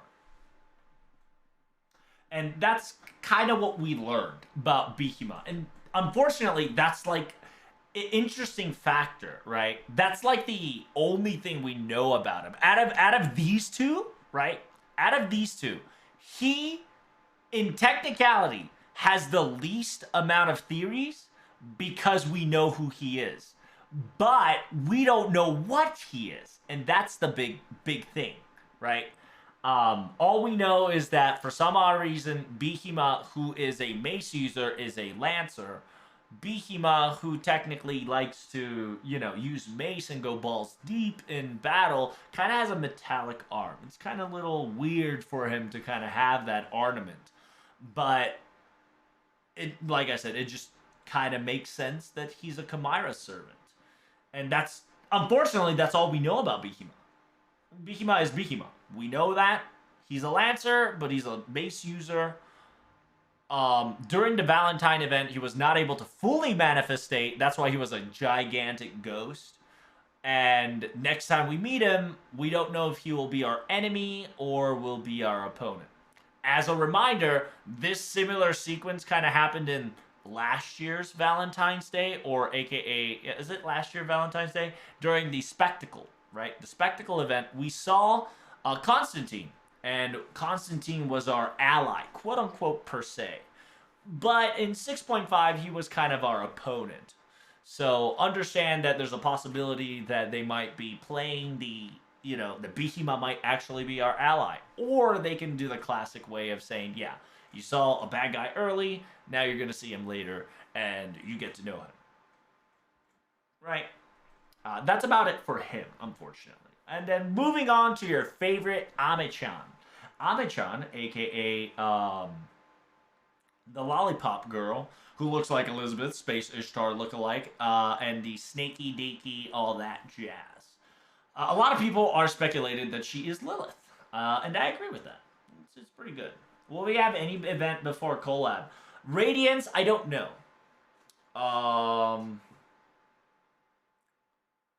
Collab, any event, like I said, this is best case scenario. Best case scenario, we get a hunting quest, we get a strengthening, we get a grail front, we get interlude, we get one of these, right? One of these that I've mentioned, we'll get one of those. That's the best case scenario. The most likely case scenario / worst case scenario is that they're going to give us a dead week, a preparation week, pre-collab hype campaign, and April Fool's event. Because remember, tomorrow we're going to have April Fool's event, so I hope you guys are ready for that. April Fool's event is going to be a thing, because that's going to be April 1st tomorrow. JPFGO and NAFGO has a thing for April Fools. We're going to get an April Fool's event very soon.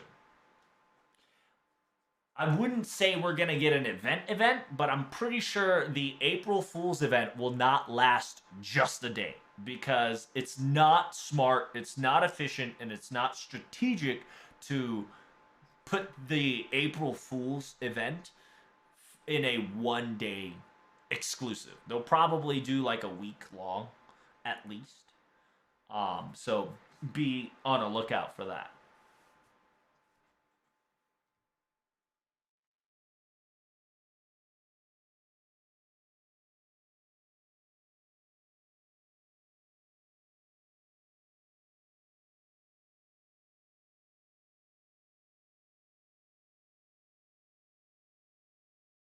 Weapon usage for class is very loose from the very get-go. It's true, but like, unfortunately, that's all we know about Behemoth. So we just don't have any leads on him, because we can't see a lot of him, because he's covered up by Lilith, not Lilith, but supposedly Lilith, and this girl here. Never lasts for just a day. They're gonna make another April Fool's exclusive app again. I don't think they will, Stress. You think so, but I don't think so. Now that they are a corporate company officially, right? I don't think Lasengo will make anything that only lasts a day because they're now corporate. Now they're hungry for money and they are essentially slave to Aniplex and Sony. I don't think anything is going to be just one day anymore. I genuinely don't think so. But yeah, moving on. Oh, wait, that's Lilith? Is that a confirmation? No. Everybody's speculating that it's Lilith, and I kind of agree with that. However, just like a Chimera type, I don't think it's just Lilith. I think it's Elizabeth and Lilith together. So this might actually be an Elizabethan variant.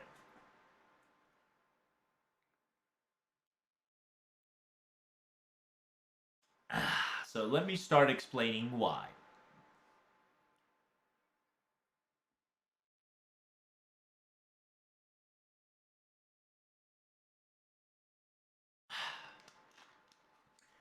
So, this girl right here, right? A lot of people talk a lot about this girl. This girl will probably be hype as fuck when she or it comes out. A lot of people are speculating and jumping the gun. It is not confirmed, but the theory is that she is the first demon. She is Lilith. Ironically, D4 is also invading Lilith, which, you know, it's going to be interesting to see how that's going to overlap / play out. And if you guys do not know who Lilith is, to some historical texture, it's mentioned that Lilith canonically was Adam's wife. Adam as in the very first male Adam. And she's also the first demon in the lores of demonetry, right? Essentially, Lilith is the very firstborn demon that was made by Lucifer, quote unquote, blah blah blah. She essentially is the head honcho, or aka demon number 1.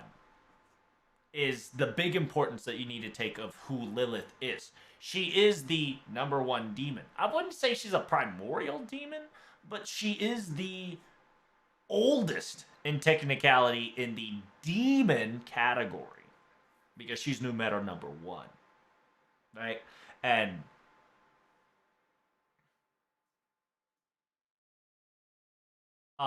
yeah, if you are wondering, Lucifer is not categorized as a demon due to the fact that he is a fallen archangel. Technically, he is an archangel because of how powerful he is. But, like I said, technically he is considered as a fall angel. Therefore, from a fall angel created the first demon, which is Lilith. Which is the, I would say mother of... What was that fucking thing? Is it succubus? Yeah. Some shit like that. It's not really succubus, but just understand that, yes, Lilith is a hoe. Lilith essentially is known to be the first demon, the first I wouldn't say concubine, but like the first demonic entity that came upon knowledge. She's the firstborn of many.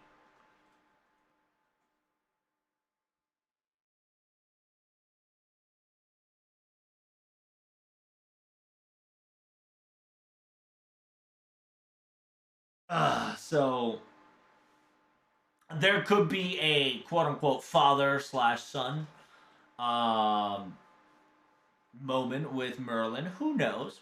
It'll be pretty funny, right? So yeah, she's a mother of demon, not just succubus. Yeah, she could be a succubus, but it's more known that she is the mother of all demons, and it'll be pretty. It'll be pretty understandable that the mother of all demons is a whore, right? Or AKA succubus. But here's the twist in FGO term-wise. And there's Doridu, right? I love Doridu. Doridu made the commentation of all this jazz. Simultaneously, he goes to all the other video games and says that, yeah, the description of Lilith matches with other games as well, which is very fascinating. Then she kind of takes that the description of the horn, the ear, and the snake is very descriptive in the Old Testament, right? Old scriptures, that this could actually be the origin demon Lilith, aka Nidis in Japanese, which in one interpretation could be noticed as Eve, who bestowed, or aka tempted, Adam with the apple of knowledge, right? Knowledge. What was it? The knowledge of apple, or whatever. The fruit of knowledge. That's what it is. Excuse me. And then the fact that the leaves kind of have some specifics to it. And then and he's just saying that this is only game speculation, but there's some receipts in other games that kind of goes with that.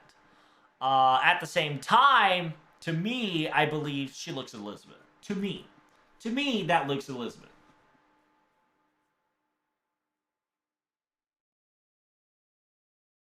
Right? I have a strong vibe for her that's showing off. She's showing off a Elizabethan demeanor.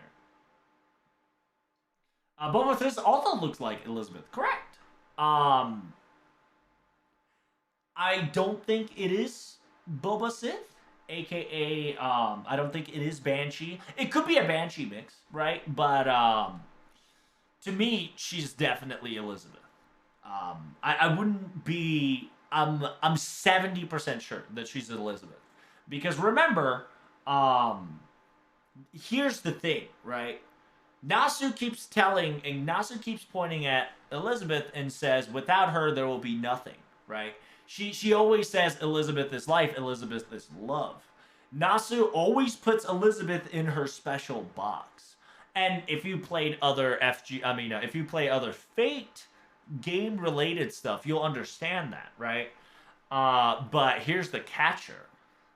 It'll be perfectly make sense that if one of the Elizabeth variants is actually Lilith, the mother of demons, which means that Lilith could actually play a demonic role, which could be a Beast 6 for aka Beast Gamora, which will be very fascinating to see, because essentially we need to have Gamora soon in FGO, because Arcade Collab is coming along the way. Now that we got ourselves a Sodom, aka Beast Sodom, which is Tiny Narrow, which is Draco, right? If there's an S, there will be a G. So Gamora is coming into mobile sometime soon. So she definitely could be that catalyst of she's low-key the perfect role to be the harlot of Gamora. She is the succubus, or the first mom of demons, instead of first mom of the primordial beings like Tiamat, right? And 2, aka Beast 2, will always counter Beast 6. That is a thing that's been foretold ever since Babylonia. So it's perfectly understandable that now we're getting Larva Tiamat on mobile. It's high time that we get Beast 6, which is Gamora. And the problematic part, which I'll probably make another video, is that there's 2 different possibilities for Gamora Beast 6, which could be the prototype Beast or the current, aka my theory, Elizabeth Lilith Gamora.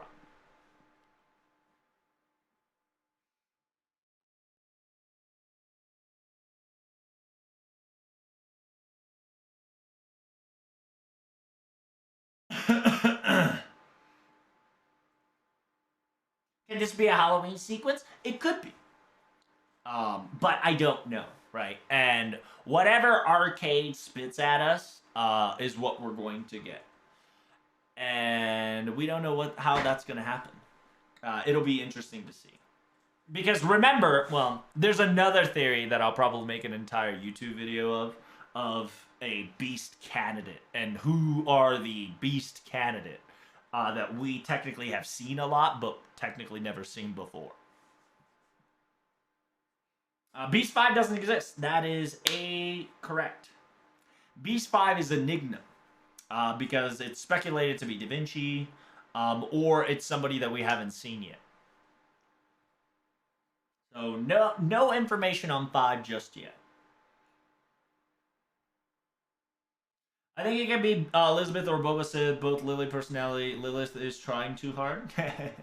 But here's the thing. The reason why I'm so hard and so forward on Elizabeth is because Nasu treasures Elizabeth a lot. And Elizabeth plays a very significant role because she's first of everything. Here, and you know, I'll have to explain the whole amazing factor that technically Elizabeth is first in everything. She's technically the first Lancer in the game, okay?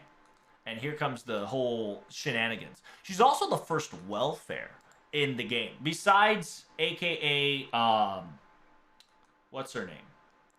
Lily. A lot of people says technically Saber Lily is the first welfare, but in technicality that's false because she is a pre-launch servant. At the same time, she does not use welfare mats. Elizabeth is the first welfare that uses welfare mats that is introduced in the very first FGO. Simultaneously, she is the very first servant to have multiple welfares in FGO, and she was the first servant to have its own gimmick, aka her own land, or aka her own singularity. As in, like, you had to go somewhere else entirely. Because while you guys enjoyed, give me a second here. Yeah, she was the first, she was the first welfare servant, right?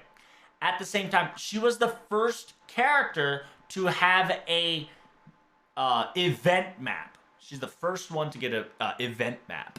Very first one to get an event map.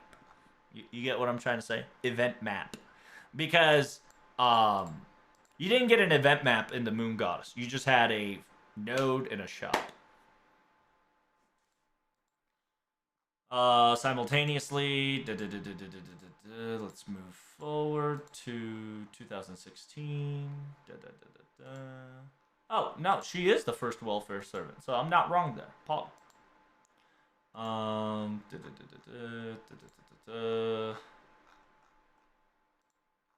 Elizabeth is also the very first one who got, I wouldn't say strengthening. I don't know. I don't know if I can say she's the first one that got strengthening. I highly doubt it, but, can that be possible? I don't think so. That one I'm not so sure about.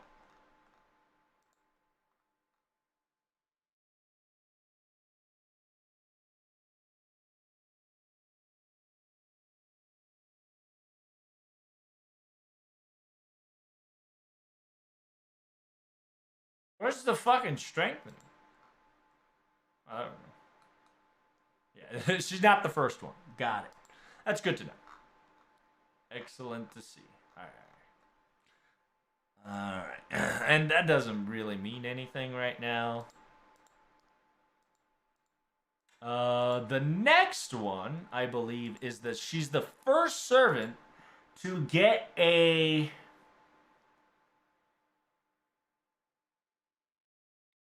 yeah, she's the first servant to get a second variant on the welfare servants. And at the same time, she's the first one to have it on a...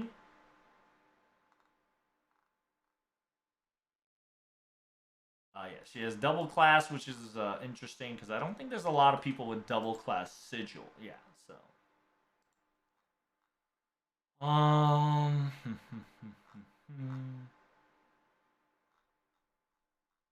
I think she was the first one to have this third gimmick here. Yeah. I think she was the very first one to have lose all your MP gimmick. Right? Lose all your MP gimmick instead of losing, like, stars. Hydrate? I will. Thank you. And at the same time, she's the first one to have alter ego. Well, no. Technically, I think BB beat her in the event department, I believe.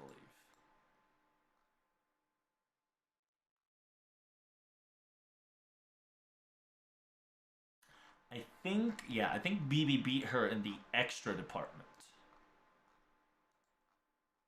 Yeah. So yeah, technically she beat it in the extra department, but technically she is the first alter ego. Okay? She, in technicality, is the very first alter ego that Elizabeth got. Let me fucking delete all this shit, will you? I got too much shite. There we go. She's the very first alter ego. Simultaneously, she's the first one to have two different separate variants that are the same thing. Okay? That's also very important. Unfortunately, Elizabeth Bathory is not the first one in the getting her own character song because technically Idol event came first. So in technicality, Idol event Etchan is the very first one who has the character song, but she Elizabeth Cinderella is the second one. Okay. She's also have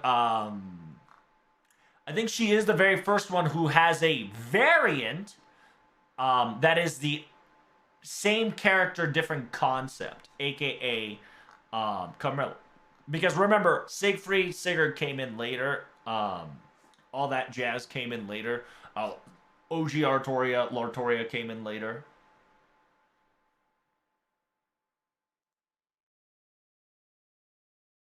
Right? So. What about Saber Salter? I mean, sure, you can kind of get like that, but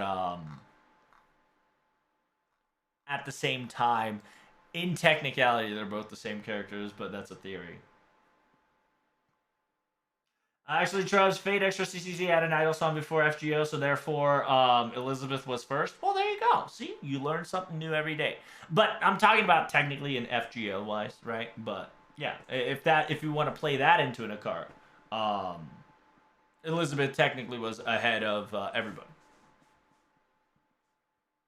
Thank you so much, Silver. What up, Silver Kaze? Thanks for the raid, Reno Cappuccino brother. I hope you're doing swell. Thank you guys. Welcome to the stream. Welcome to the spoiler stream, so do be careful. Right now, we're just talking about how great Elizabeth is and how the last one could be Elizabeth.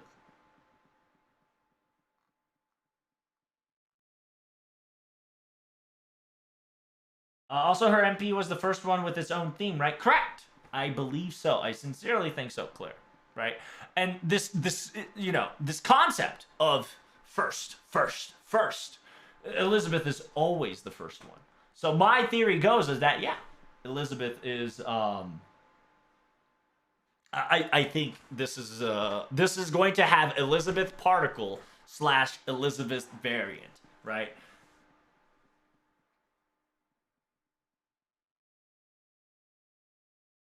And what's the best way to uncover Elizabeth's darkest secrets, right? Is yeah, that in technicality, Elizabeth got mixed into Lilith.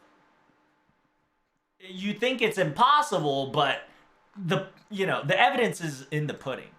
AKA, she's the first welfare to have a pretender class on. Simultaneously, this confirms that you can mix other servants not only to themselves but to others, right? Jacques de Molay proved that a foreigner can slide into a servant value and change themselves entirely. Nine Tattoo Dragon Iliza confirmed that you can essentially incorporate beat up servants into themselves to become who they are plus who you are, aka a nine Tattoo Dragon Eliza.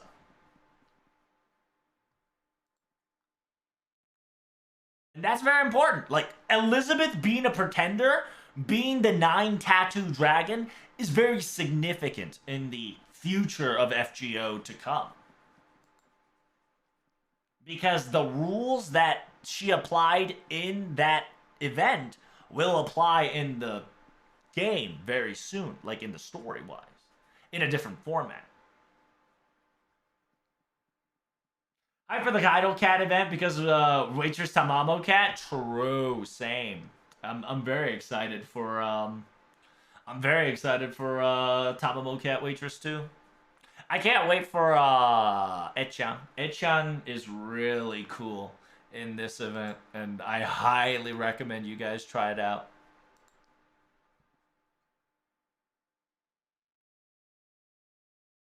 I want some kind of event where, in spite of herself, Carmilla tries to be an idol out of nowhere to outdo her younger self. I don't think Carmilla will, but there will be a nice event. I do agree. Because remember, Carmilla is not an idol. She's a phantom thief. She's a phantom menace. Sophia, thank you so much for the raid, my friend. I appreciate you both of y'all. Dankashun, Dankashun. How are you guys doing today? What class does she not have yet? She doesn't have a foreigner class. She doesn't have a moon cancer class. She doesn't have a... technically, if you're looking for just Elizabeth, an assassin class. But if you're counting Carmilla as an Elizabeth variant, which technically is, she does not have Berserker. She does not have a foreigner. She does not have Archer. And she doesn't have Moon Cancer. I count Camilla due to the fact that she does appear in the 9 Tattoo Elizabeth. Fair's fair. I agree with that. Ruler and Avenger. We're definitely going to get Void Elizabeth one day. We don't know what Berserker Elizabeth will variant as. Most likely either Berserker, if not a foreigner, right? Because it's Elizabeth Japan, but rock and roll, metal, and trying to serve a different genre in a weird way. So who knows?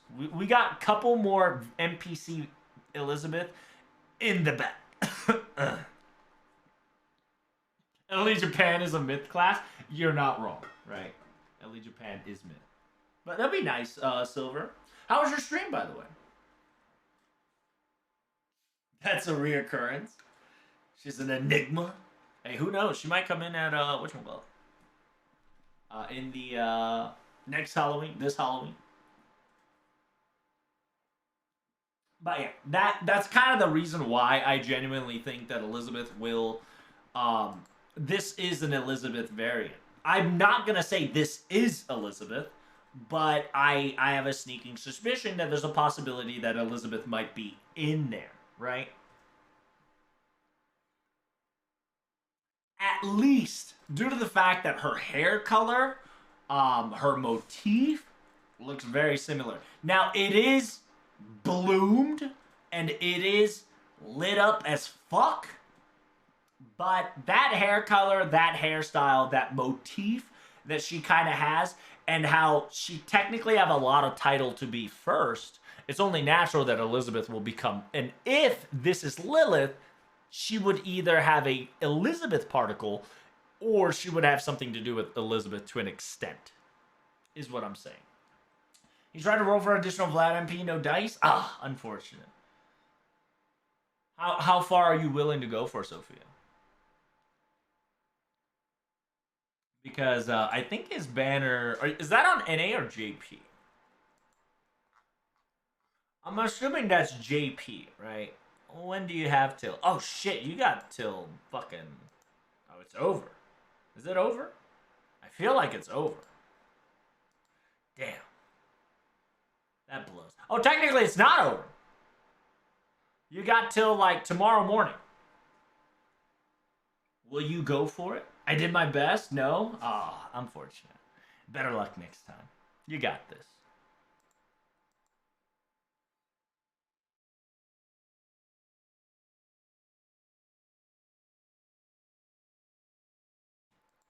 Alright, that was actual my Twitter.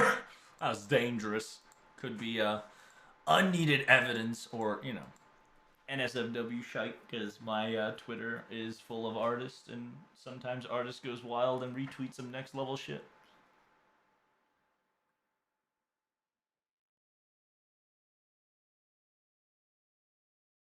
I also got the Gorgon sister vibe. Elizabeth seems more right, though. I mean, who knows, right? Unfortunately, I mean, there could be some, divine vibes in here for sure. But I don't see the Gorgon vibes here. I see more reptilian vibes here, more towards the Roa side, right? The snake, more the scale and all that jazz.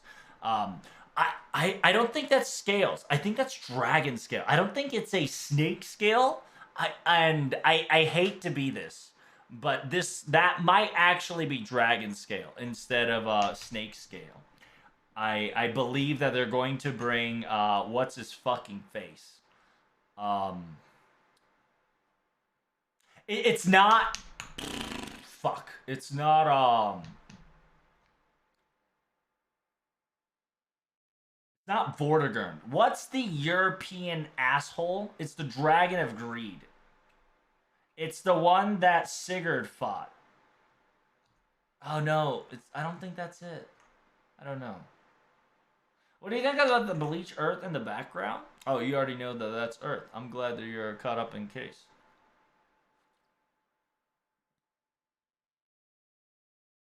Is it funnier? I don't know if it is funnier. Could it be funnier? I don't know. I feel like there's going to be another dragon variant that'll play another role here. That's the embodiment of evil. But I don't think it is funnier. I think it could be, but I don't think it is. It's something else. I feel more dragon variant, but something else. But we'll talk about that later. But are you ready, Sophia, for the April Fools? Simultaneously, how about you, Mr. Silver Kaze? Are you ready for the April Fools for both NA and JP? It's going to be a little spicy. What are you talking about? Danger? Oh, I mean like spicy, juicy artworks. Like NSFW to the point that if I probably show that too long, I might get the Twitch cops on me. It's also weird that her hair, she has in her hairstyle really similar to demonic pillar style. Yeah. I mean, she is the primordial demon, right? So it makes sense that it could be Lilith. We have 72 demon pillars, so it's natural that if she is the mother of demons, she would have a very familiar hairstyle to the demons, right? If she's the mother of demon, she's going to have attribute that's very similar to one of the stronger demons, right? AKA 72. Who knows?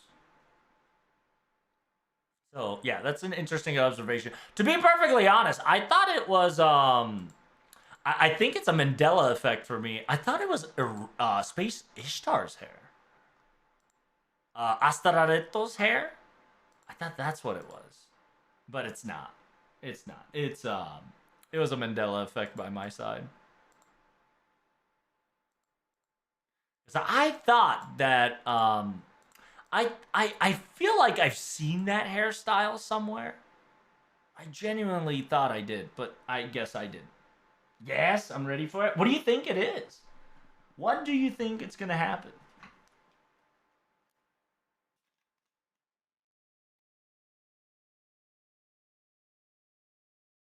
Because if you see the humanoid design of a demonic pillar, they have that same pattern that she has in her hair. Yeah.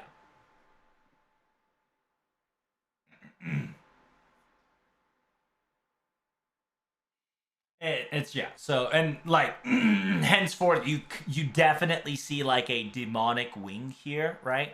You clearly see a demonic wing here. If you haven't noticed, like, AKA demonic wing style, which looks very interesting because this hole.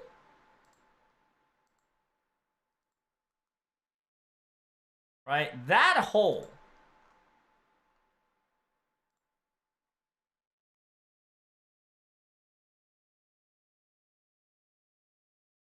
While I don't think it is hers, but like the shape in the sequence looks very like mimicky. I feel like she's mimicking this. And like notice the diamond shaped shenanigans on her wingies. I feel like she's mimicking Lilith. So, I don't know. Just another astute observation from my end here. And to me, right, like, if you've noticed, Elizabeth only showed up in the first singularity, and that's about it, right? Unless you can tell me anywhere else in the event where you can show both Carmilla and Elizabeth. OG Elizabeth and Carmilla only showed up in Orleans, right? Demonic wings do look like a bat wing, though. Yeah. Charge, did you just say bat wings? You're gonna trigger the community. Watch out! Watch what you say, bro. We don't want to rile up the fans about Batman. Is there a reason why that Dante looks like he has cracked scale on his face? Jalteria, because that might not be Dante's, right? I genuinely think there is a dragon variant, Roa, and something else mixed into it. It could be Dante's. But we don't know what that dragon looks, to be honest with you. And then there are a couple other JP speculations that talks about it, is that there's a specific hairstyle that's very unique. Eyes and skins are very snaky, scaly. Possibility that has relations with Edmund, Dante's. The fact that it has horns, the fact that it has snakes wrapping it around it, possibility of a beast. AKA the hairstyle, looks, and similar concept to a demonic pillar. It has a lollipop in its mouth. It says, definitely looks like Bhima from Valentine's event. We don't see a weapon that is a lance anywhere to be found, right? And then all this jazz, right? Blah, blah, blah, blah, blah. And talks about the defense barrier, ordinal call PvP. You see Bhima, you see whoever the fuck this is, and it's funny because Count gets noticed during this sequence. And then here it says Holy Grail War, which, I mean, like, you could clearly see more details on her that kind of, you know, foretells that she might be a Holy Grail War relations. And like I said, and hence the word Holy Grail War goes into her silhouette or her writing. I just think that it's related to Gamora, which is B6, which is the other side of Sodom, which also, you know, had to do with demonic pillars, had to do with a Holy Grail War, right? So I genuinely think that she is B6 Gamora, if not Lilith, right? B6 Lilith Gamora. And then you got Eteru, Sakura, Ending Point, Flame, Count, Tokyo, fucking Greed, Doba, Love, AI, Sin and Punishment, Paper Moon, Paper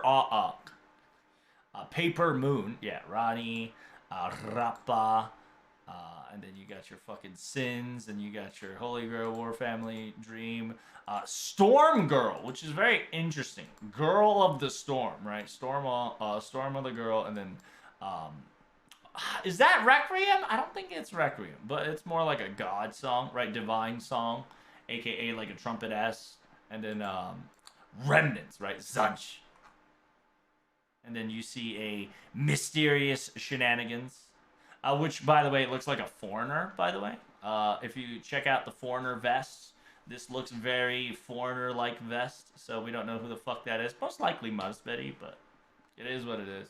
And then at last, it says it's either F or E. I can almost guarantee you that shit says F, because Singularity F is the last place that we need to go back to. That is 100% true. A lot of people says it might look like E. No, motherfucker. It is F. I can almost bet you 10 subs for it. And then, yeah, Holmes. Possibly Jannu might get re-slitted in. Avenger equals Gunksul equals Dante's. It says, yeah, it's going to be Count Monte Cristo actually shows up.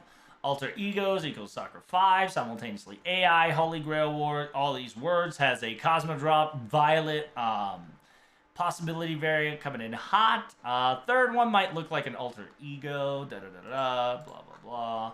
Shion's definitely going to play a part because she specifically says 1/3 is part of my fault because Melty Blood Back Alley will definitely play an existence. Simultaneously, the keyword is Eteraito and Rani and Paper Moon and family. And then there's the possibility of a Galahad because a same concept, or aka the same sequence effect to reject any impurity, almost as the ideal castle, right? Aka Camelot. Lord Camelot power is functioning, so there could be a possibility that once we go inside the Camelot, we might actually get to see Galahad once and for all. Is the, possibility.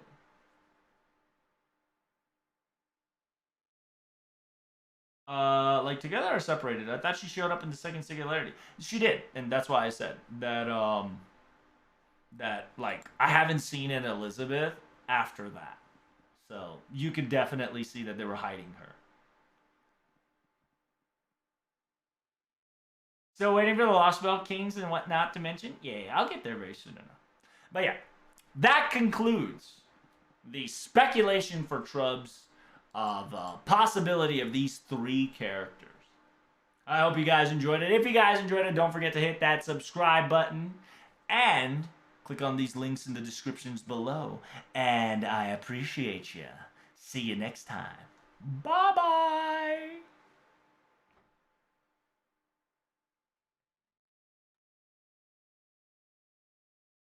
Did she appear in America, though? Yes, she did appear in America. Thank you. Do you know she appeared together with? That's right, Nero. And do you know who is a beast right now? That's right, Nero. Who's not a beast right now? That's right, Elizabeth. Like, I can almost guarantee you Elizabeth will be a beast. It's been in the fucking wall for many fucking ages. At the same time, Cinderella Ellie was a hint towards a Beast 6 arrival. It was delayed. It was denied by Jacques de Molay. Jacques de Molay kind of slided in and says, don't mind if I do, right? Instead of letting Beast 6 happen. It was Narrow Bride, though, not OG. Narrow still. You don't sweat the bride shite right now. The concept is narrow, while Narrow Bride and Narrow OG is different. The thing is, Narrow and Elizabeth is always side to side. And Narrow rivals Elizabeth as Elizabeth rivals to Narrow. Due to the fact that, reminder, Elizabeth didn't get to become an idol. So she's going to be pissed. But at the same time, Narrow and Elizabeth kind of goes back to back.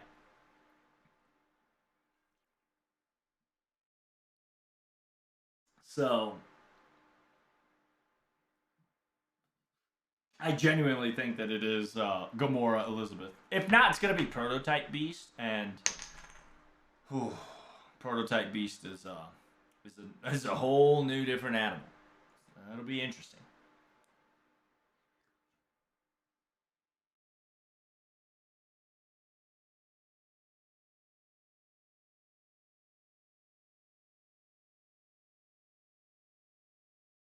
All right, Stresh. Here's the topic that you've been waiting for.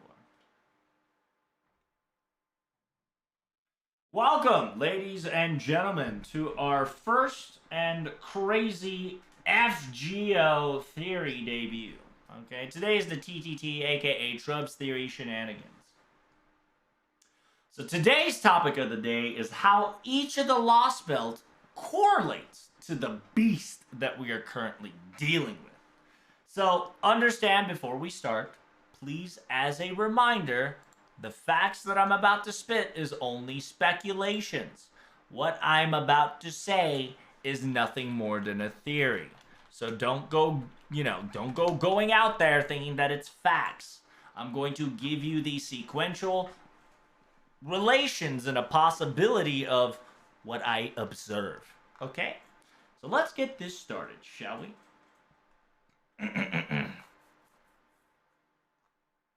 So, we have beasts.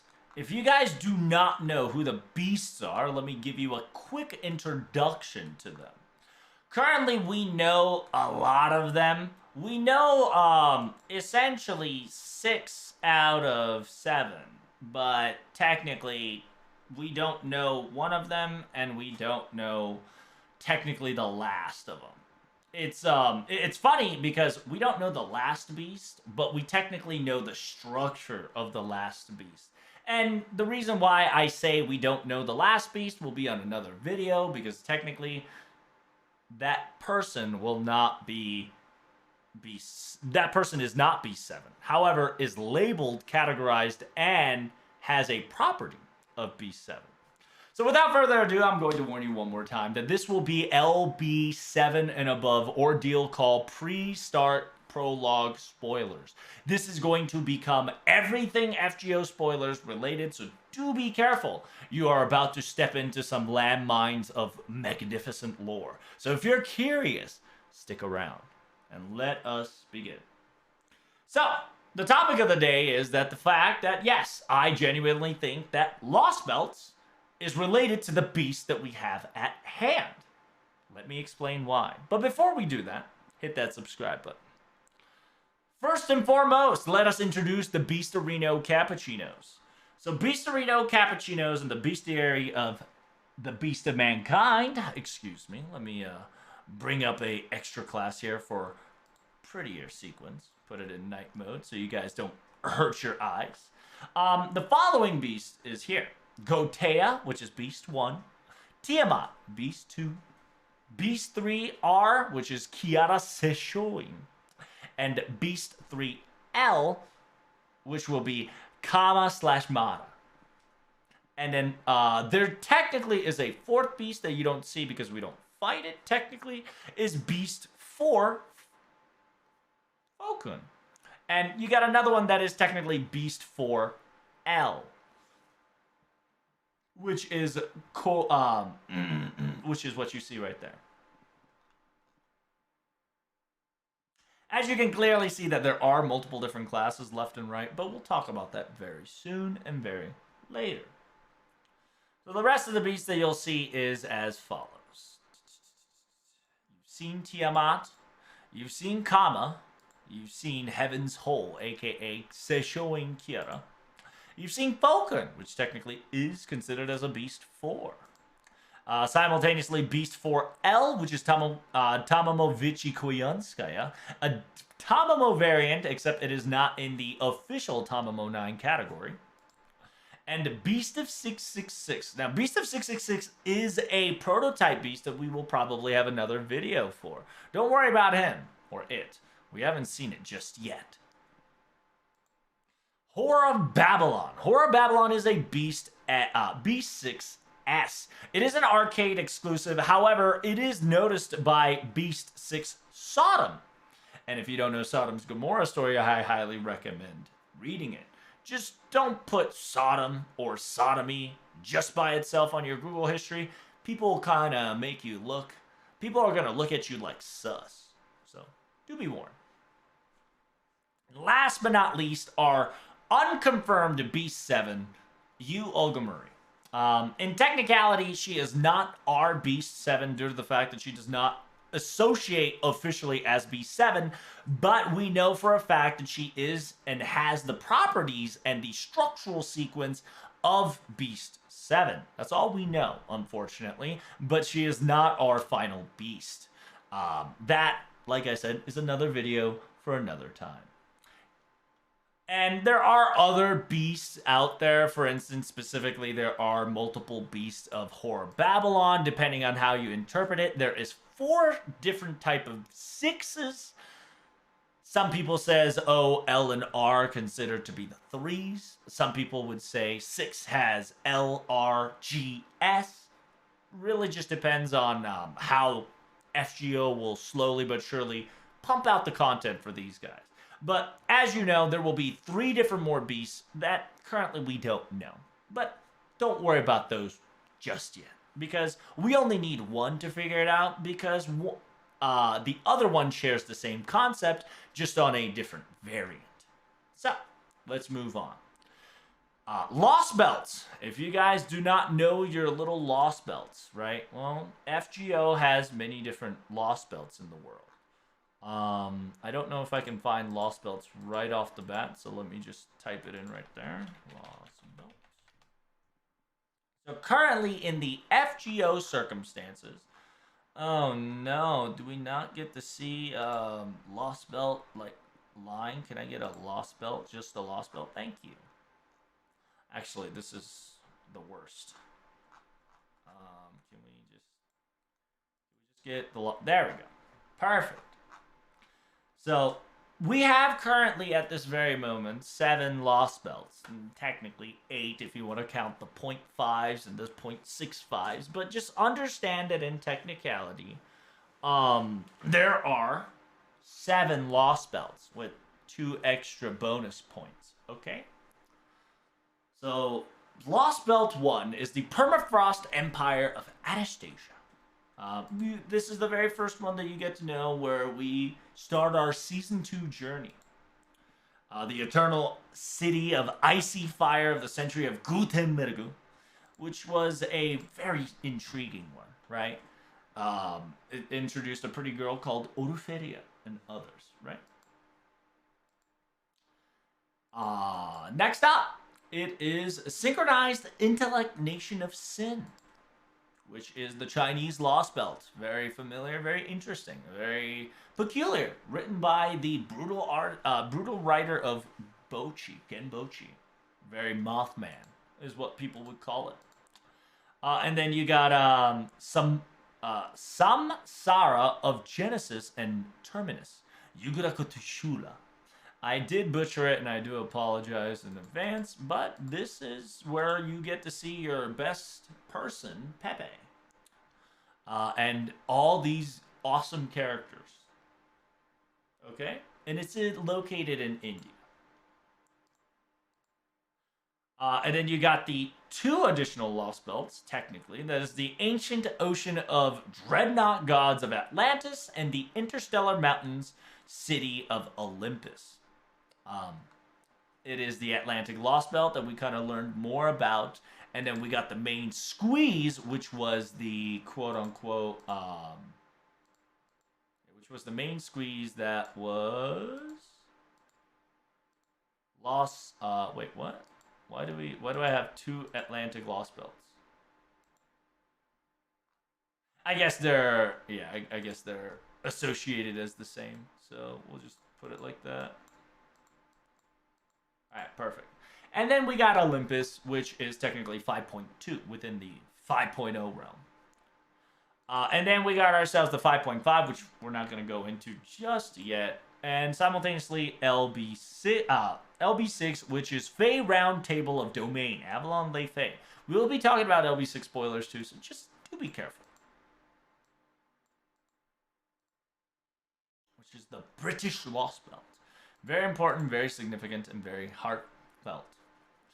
Death of Manifested Boundary Toramu. Very dangerous Lost Belt. It really was. Technically, it wasn't really a Lost Belt, but it is a Lost Belt in technicality. So, we'll talk about that later. And then last but not least, the Golden Sea of Trees of Traveluge, Naui Mictoran, which is the quote-unquote, you don't get to see fucking, come on, bro, show, your boy. You don't show your boy. Your boy? Your boy? Doesn't show your boy. Feels Batman. But you get to see all these bullshit fucking characters. I don't know why David's not there, but, you know, definitely should have shown David, but whatever. I already warned you, it'll be mega spoilers. So, the theory is that each and individual of the Lost Belt concerns and relates towards the beast. So, if you guys do not know, each beast has a nega skill and a sigil that they bear, which is their sin. So from 1 through 7, which technically 7 is unknown, but technically I know what it is. Starting with Gotea is pity. Renbi, aka feeling pity. Beast 2, which would be regression, going back. Kaiki, right? Going back or, rewind or go home, whatchamacallit. It will be lust and rapus and lust and rapture for Beast 3. Mainly encapsulated on the lust part. Easiest learn to is lapis is selfless. Rapture is self. Easier to understand. Kata Plague, Beast 4. Comparison. Okay?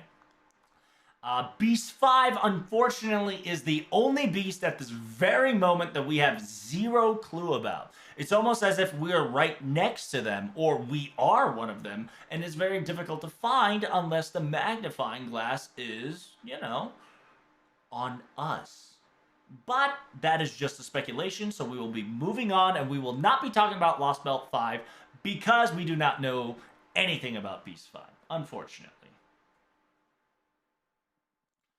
And you've got Beast 6, which we only know, Beast 6S, which we only know 1 out of 4. They've been told that there will be 4 beasts, which is definitely a possibility.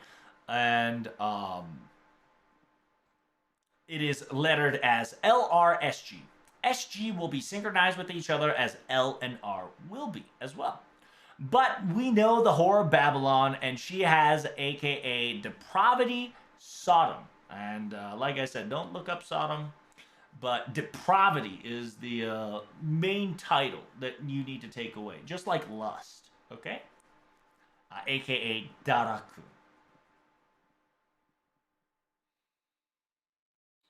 And then last but not least, Yuga Omamori with an unknown sin. This sin, I can practically tell you because we played LB7 and we know what LB7 lacked. LB7 lacked evolution, and aka Olga, Olga Murray, will be the sin of evolution. It'll be worded much more complicated, but the basic simple concept is evolution. And as each of the beasts represents a sin, each of the Lost Belt is also missing those sins. Is it progress? Could be progress. Yes, I believe that is the better terminology, Claire. So, let us begin. Gotea, Beast 1, the Beast of Pity. The man pitied us, was willing to incinerate the entire timeline, all the way back to the original Genesis to recreate humans, so the concept of death did not even exist, even a hint of it. So people won't die, because he felt pity for them. It's a little more differentiation than that, but it is a very unique, twisted love towards humanity, in a way.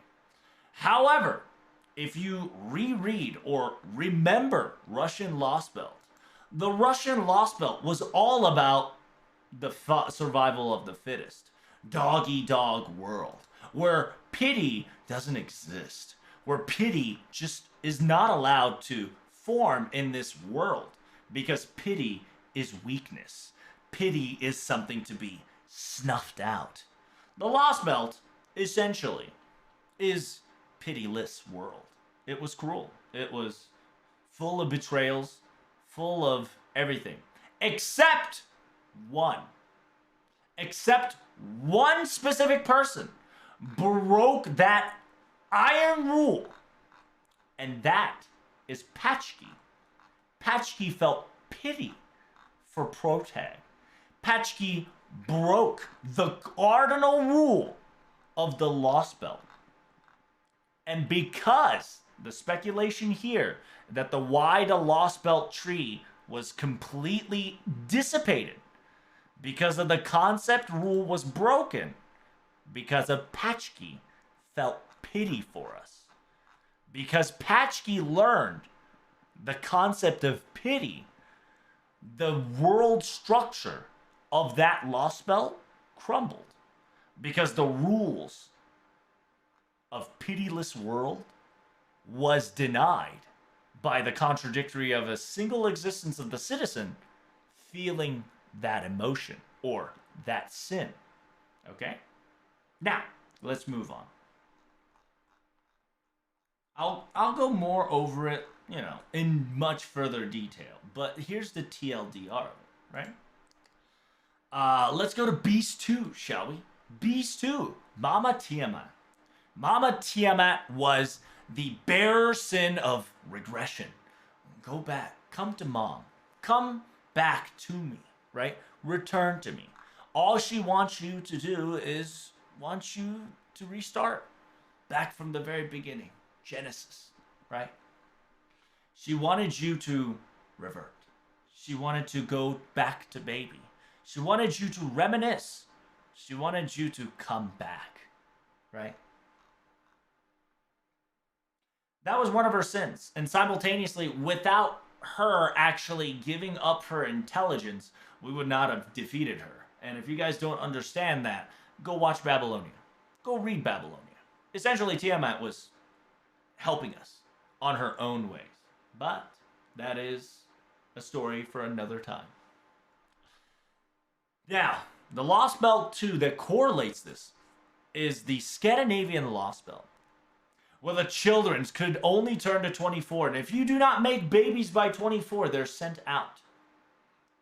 Before the age of 25, they're sent out into the world, cast into quote-unquote Valhalla, smashed by the giants. Those who could not make babies by the ages of 25 could not grow older. They were terminated.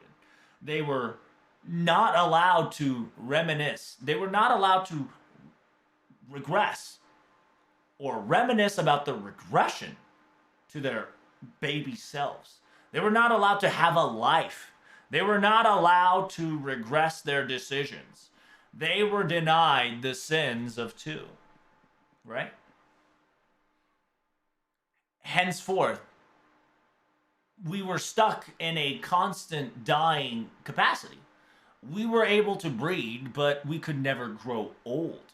We could never able to feel the regression. We could never miss the regress. We could not miss the old days because the children there could not experience old. They stayed young forever. They stayed a baby. They still was not able to choose to regress or choose the option to think of regression. Is it 15, not 25? Somewhere around there. I think it's if you do not make babies by 25, you get yeeted. If you do make babies by 15, you get yeeted. I believe it was. Because they needed some sort of form of an adult, but it could just be 15. I might be reading the date wrong, but henceforth, the main key part is that the children, the humans that lived in Lost Belt 2, was not able to experience adulthood and remained a child forever, not being able to regress the childhood after getting old. They were not allowed to move forward. They were stagnant. They were not allowed to, look back. They were not allowed to regress at all. Okay? And that's Lost Belt 2. Now, interesting part from here on out is that LB3 actually fits both of them perfectly fine. So Beast R, aka Rapture, the Heaven's Hole, right?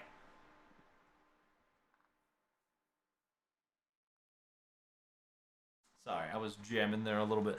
The Heaven's Hole, the Beast of Rapture, and the Beast of Lapis, right? These both have a love, the lust. The lust for selfless, for Kama Mara, and love for only self for your girl, Seishoin Kiara. Now let's go back to Lost Belt 3. Lost Belt 3 was a world of sin. Lost Belt 3 was about me, was about Chen, was about one and one only simultaneously. However, Chen was great. Qin was the only one who bestowed upon knowledge to the point that nobody else could be shared. The knowledge was his own, and he wanted to learn more. There was no allowance of sharing of knowledge. A dictatorship of knowledge. Yet, the man was simple. He was benevolent. He was able to be selfless, as yet to be the selfish man on planet.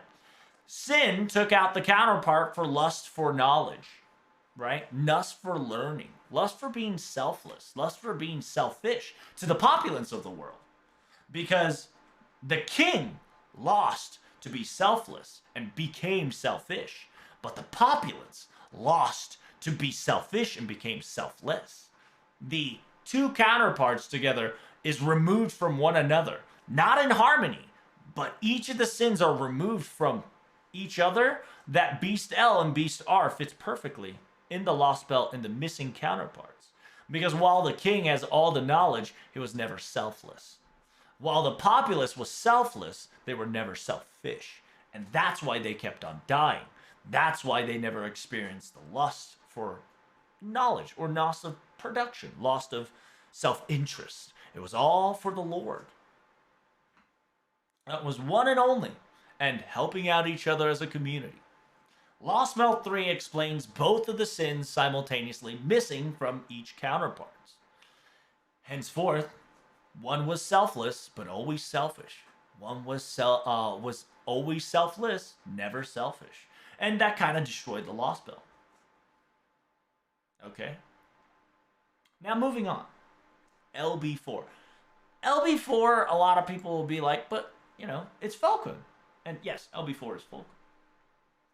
Yes, and going back to LB3, those who tried to learn knowledge was low-key nuked, or, you know, trajectory missiled. The Qin, aka the Mothman, never allowed you to learn from the populace because it was dangerous to spread it among. The knowledge was power. He was a selfish prick. And at the same time, the populace never really rose up to their revolution. They never orchestrated a union. They never thought about themselves once in their lifetime. Always thought about the people that they lived with and the person that they have to serve. Glory to the Empire. To the point that, yes, that's a good point you make. That there is no heroic spirit to be able to be summoned once you got into LB3. You needed certain things to happen in order for servants were to be available. There was no desire in LB3 whatsoever, which made it very complicated. Hence, Spartacus was necessary.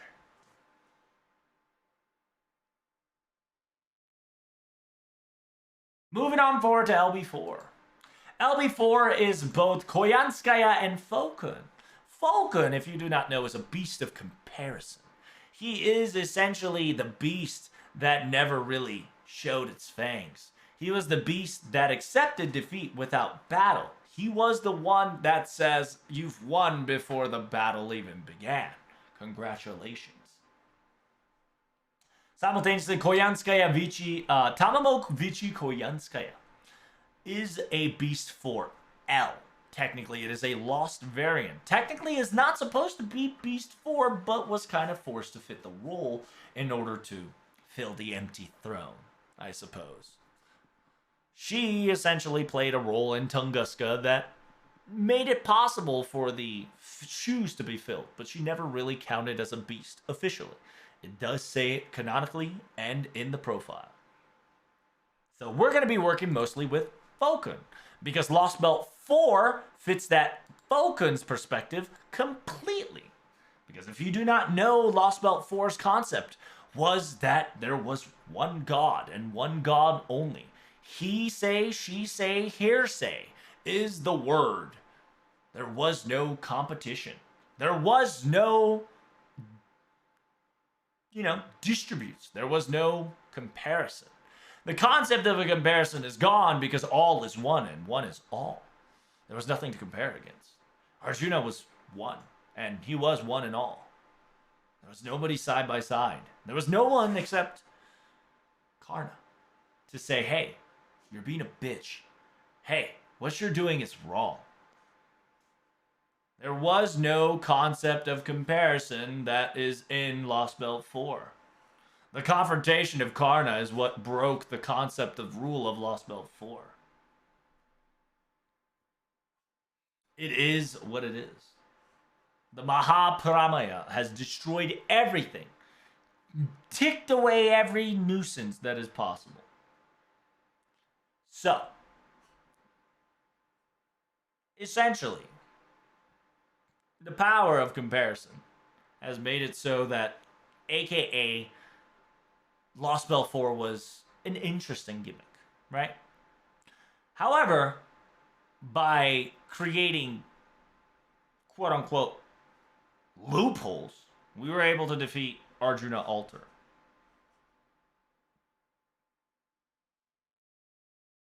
He needed a confrontation, correct? But the concept of comparison did not exist, right?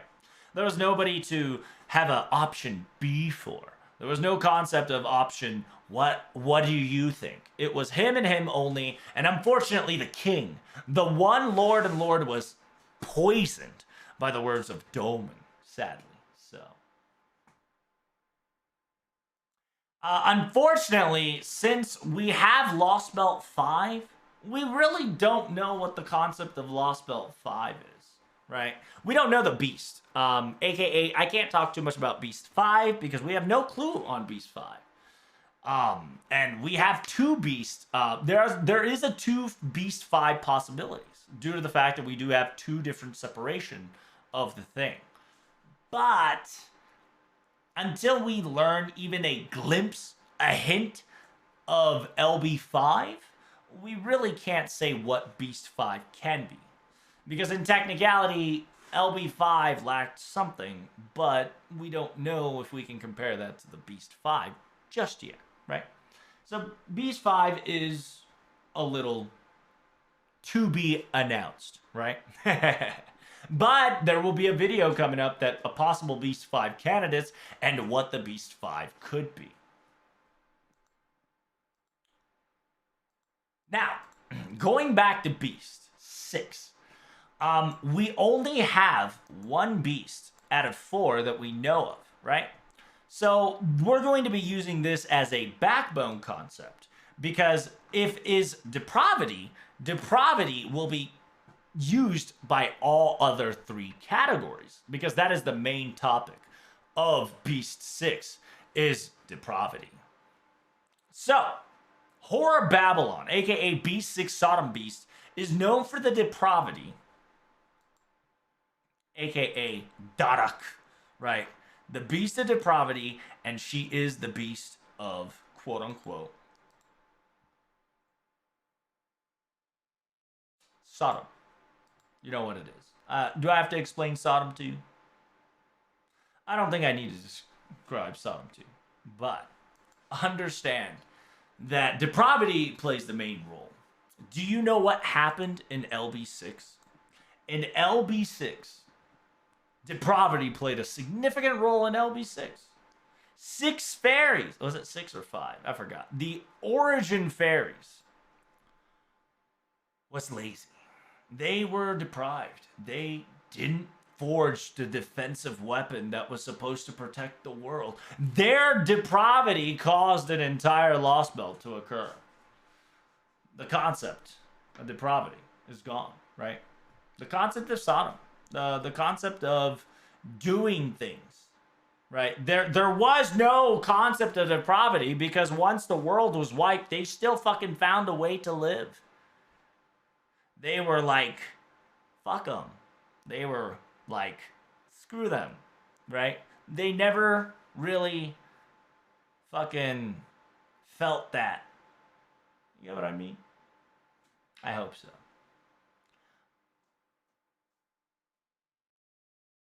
And origin, right? Originality wise, before LB6 happened. The depravity shite was there. And simultaneously, it's got removed because, Morgane used all the powers from the Cosmos belts and blah, blah, blah. And she made her own timeline in technicality. Because remember, once the Lost Belt 6 started, it already ended. Lost Belt 6 started as it ended. Morgane, using its knowledge of Karadea's summoning sequence, used the soul to transfer her soul into the other chosen ones and kind of made her own timeline from there, creating this quote-unquote problematic Lost Belt 6. Because in Lost Belt 6, technicality, the Lost Belt didn't exist. It was done. It was over. It was kaput. But LB6 is a very fascinating story, which I'm not going to talk about it too much because I can, give you guys a 2-hour TLDR. Which gets very complicated. Hence, they never got to taste depravity because they all got fucking wiped out. That's just facts, right? It's facts, and the world got wiped of them, and GG. That's essentially what happened to the Lost Belt 6 before Morgane Lost Belt 6 happened. And so the key component was depravity because the consequence was instant. Because the fairies just didn't make Excalibur. Because they failed to make the Excalibur, the world got fucking wiped clean. It's just simple as that. LB6 is a whole new ball game due to the fact that a quote-unquote ray shift sequence exists, simultaneously timeline manipulation and overlap time manipulation exists. So be excited for LB6 for NA players. I sincerely hope that they've translated well and descriptive in detail, because every detail that they translate is going to count.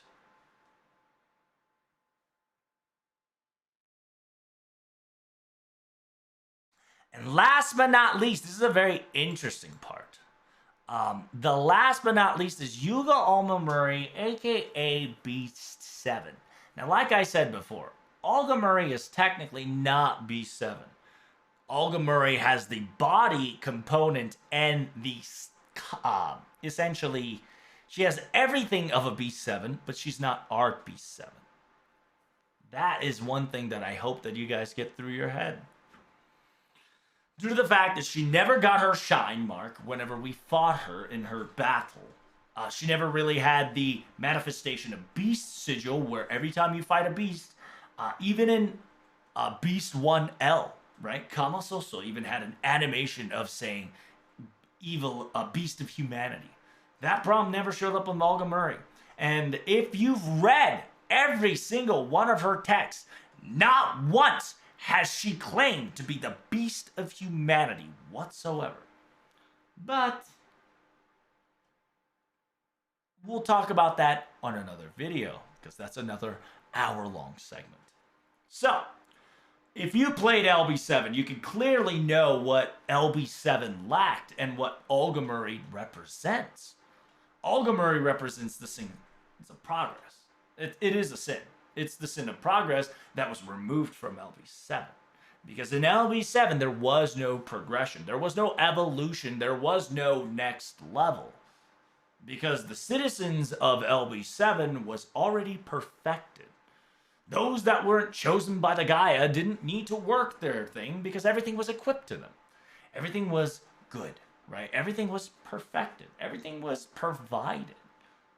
So, the fact that there was no progression, the fact that there's no evolution, since the concept was ripped out, it needed to be on a beast. Which, in technicality, you saw Olga Murray progress and became evolutionized, right? She represented the evolution that technically is not a threat to us, because she was technically never a threat to us in the first place. It was a miscalculation and misinterpretation from, 5.2. But it's not wrong.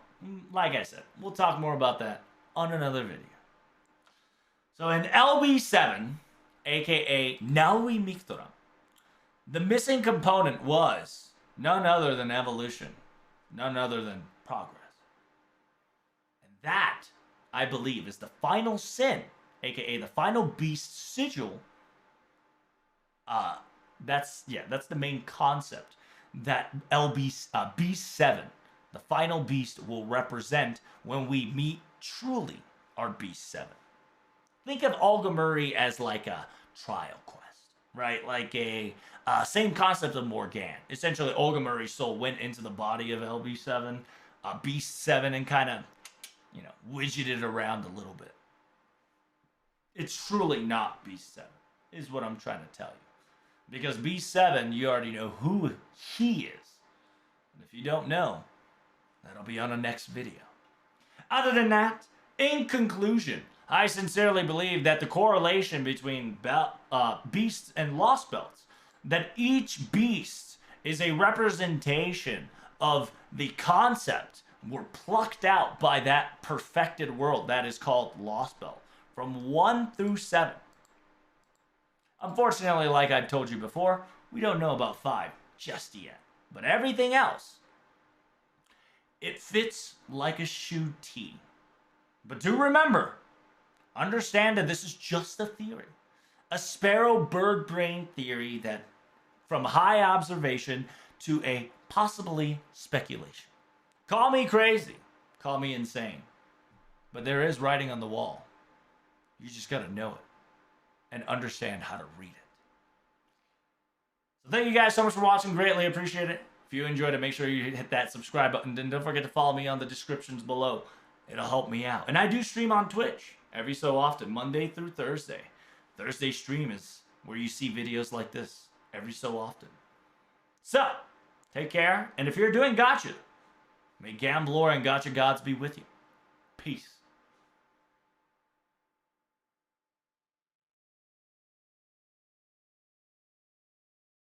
All right, you guys like that, eh? Not too shabby, eh?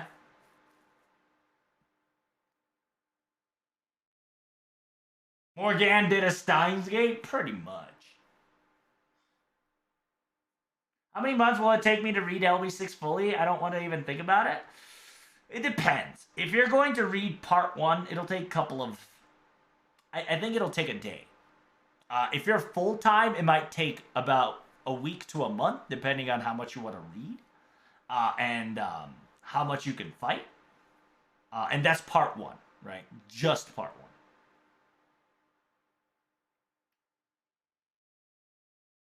1. Since you is technically a servant, it's like same thing having Kiara, Kama, and soon Tiamat Larva, but yeah, they're not really exactly to put part of Beast. Yep.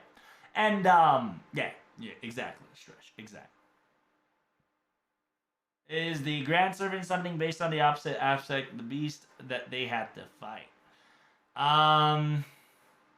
What do you mean by Grand Servant summoning? Like, Grands being summoned? Or, I mean, it could make sense. Because if Olga Murray was coming and we got ourselves a Lance Roma, Roma is, Roma's eternal. And modernized Roma is modern progression. Because Roma is representative of a progressive, right? Because Roma is always progressive in their thoughts. They're always willing to do something different, something new. So, mechanical Roma could be mechanized or modernized progression. So it could be a same concept, clapping each other. But who knows, right?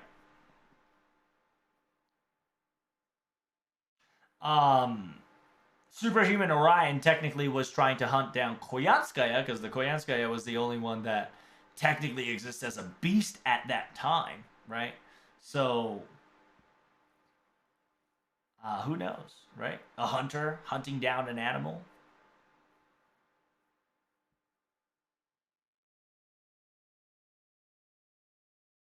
Who knows? Because Grand Summoning Servant is not like a counterpart shite, right? It's more of like, hey, said servant, I'm gonna give you like the black card, right? The black credit card, aka, no budget. Fix this fucking problem. It's kind of what grand servants are. Grand servants are essentially, hey, there's this big shit I need you to take care of. Don't worry about the fucking whatchamacallit. It's counter the ability of the beast. I can see that, right? It's most suitable job for the person at the time to get it done. It's it could be anybody, but they'll probably more talk about it in further detail soon, if not later. It's it's vague enough that it can be anybody and everybody. Just understand that. So your waifu or your husbando could be a grand servant if the right circumstances at the right place at the right time were to happen.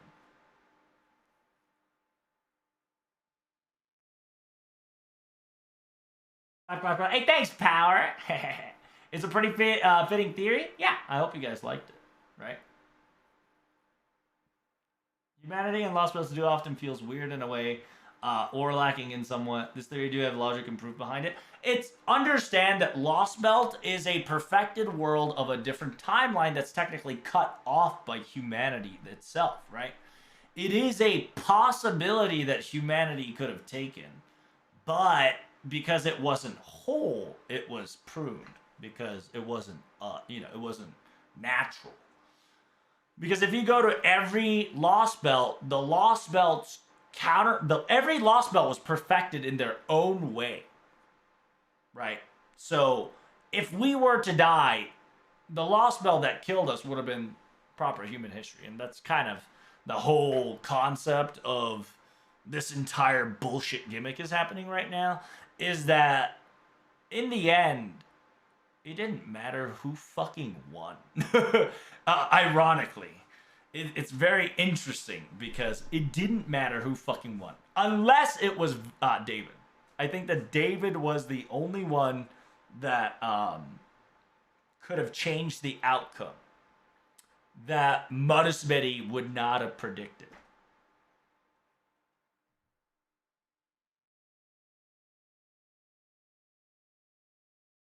Right. Char is right on that. Grand Servant's practically a bigger container. To, essentially get sent out and be like, hey, clean this shit up, please. Looks dirty, looks a little nasty, gonna interfere with the records,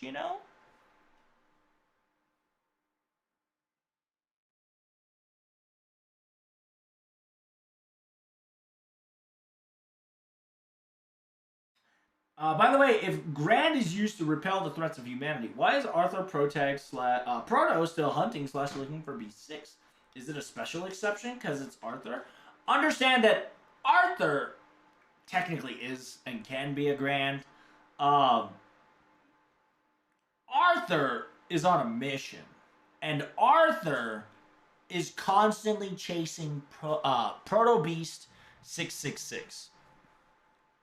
Because it knows. And simultaneously, before Arthur could actually rest at Avalon, Proto Merlin kind of fucked him.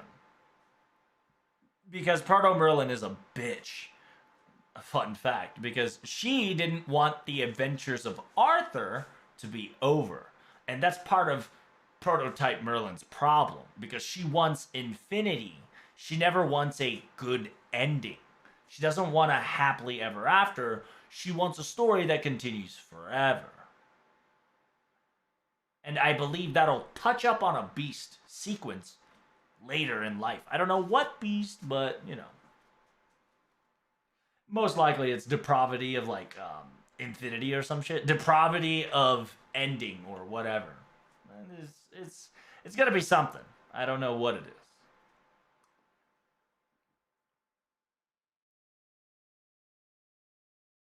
Because Prototype has a problem compared to the OG counterpart, right? Because OG Merlin, even though he regretted the decision, he closed the book on Artoria, right? And he's paying the sins for it, quote unquote. He let Artoria end. However, to counteract that, Proto Merlin didn't let Arthur end. Right?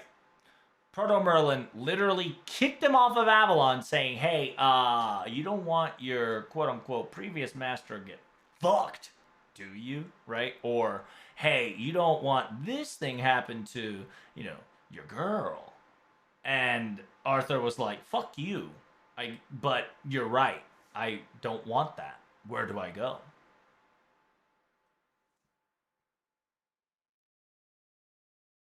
Depravity can be read in two different ways: lawful morals and indulged in excesses. Ah, thank you, Char. I'll probably edit the video because LB6 indulged in excesses, right? LB6 was the concept of indulging it to the excesses. The whole fucking beginning story was about indulging it to the extreme.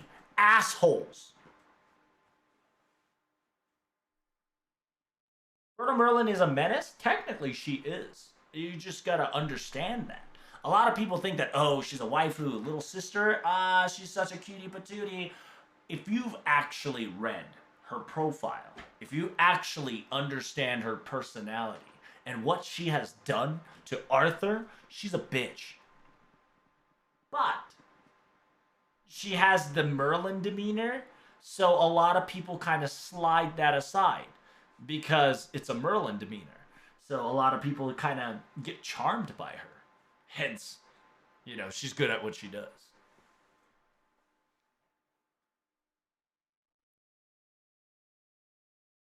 And I genuinely think Proto Merlin could be categorized as B6 because she's indulging this adventure to an excessive amount without an ending. Right? Because what Proto Merlin wants is not a happily ever after, is never-ending story. What OG Merlin wants is a good story and a happily ever after. Besides, all story has to come to an end. That's what OG Merlin's philosophy, and that's why, like I said, that's why our OG Merlin closed the book on Artoria. Even though it was kind of a sad ending, he still closed it, accepting the fact that he was low-key kind of the cause of their destruction.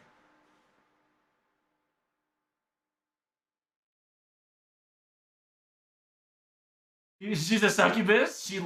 People love the suck. True.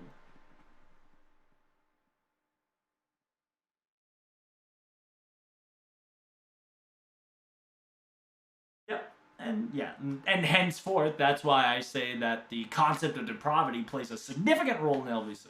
And that's why I think it works, right?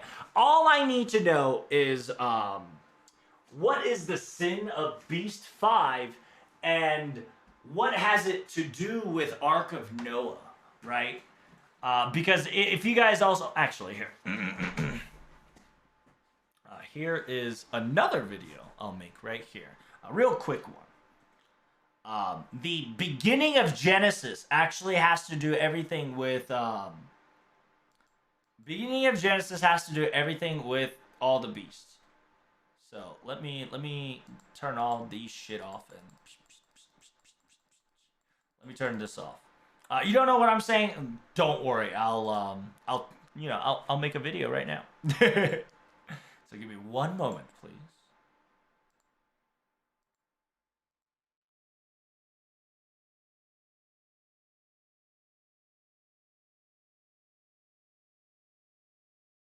My eyes! I know.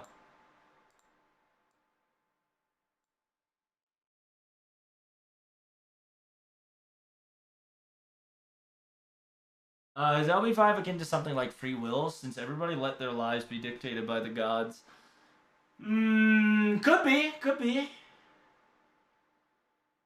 Wait and hope, I suppose.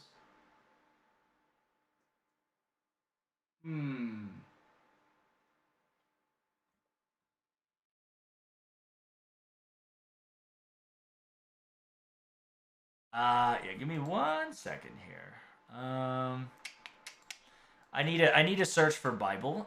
It is the Genesis of the first one is it's the kicked out of Garden of Eden. The fall of Adam and Eve, that's part of it, yes. The next chapter is, oof, I don't like this light shite they got there. Kicked out of Adam and Eve. It's also, shit, give me 1 second. I gotta get all the Bible shit out. Deep purifier degenerates behind with the Bible. It was.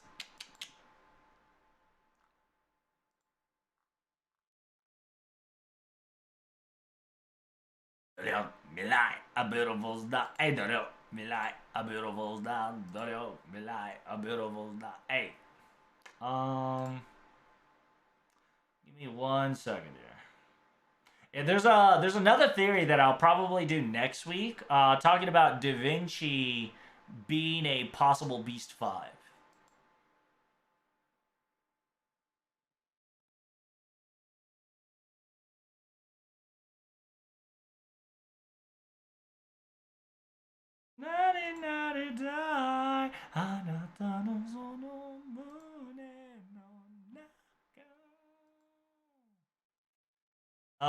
Yeah. Beast 2 is essentially getting kicked out of Garden of Eden. I believe Eden, Beast 1 is... I think Beast 1 is Adam and Eve in general.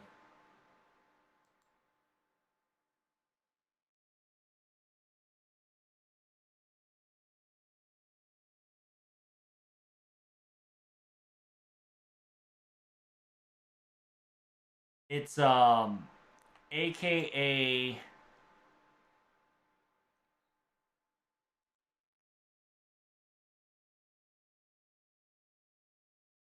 Apple of Eden, right? AKA the Apple of Knowledge. It's to essentially Gotea learned the truth, and he wanted to turn back the time, right? And that's the sin of eating the apple of knowledge, aka figuring out what the fuck happened in the future. Wanted to regret his decision and pity on the humanity that's about to experience fucking ass clapping cheeks. Kicked out of the Garden of Eden. That's one of them. Eating the apple of Eden. The forbidden fruit. Yes, the forbidden fruit. The nipples. The pee-pee. The forbidden fruit. Technically, it goes in that order. Adam's separation from God, simultaneously indulgence of the Apple of Eden. Because technically, in order of sequence-wise, we saw Beast 2 and Beast 1. So give me 1 second. Beast 3 is... it was Garden of Eden, out of Eden. After Garden of Eden has been expelled, it is, I believe... when Adam and Eve had sex,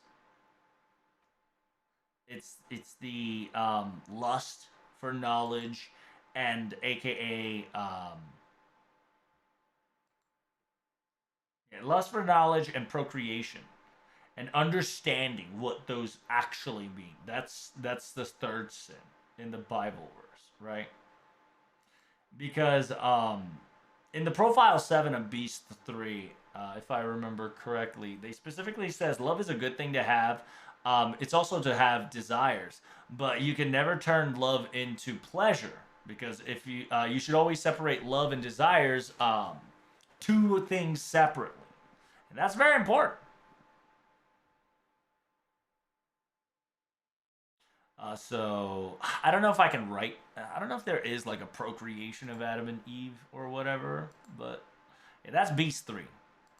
Beast 4 is simple, Cain and Abel, right? Yeah, Cain and Abel is Beast 4, aka comparison, right?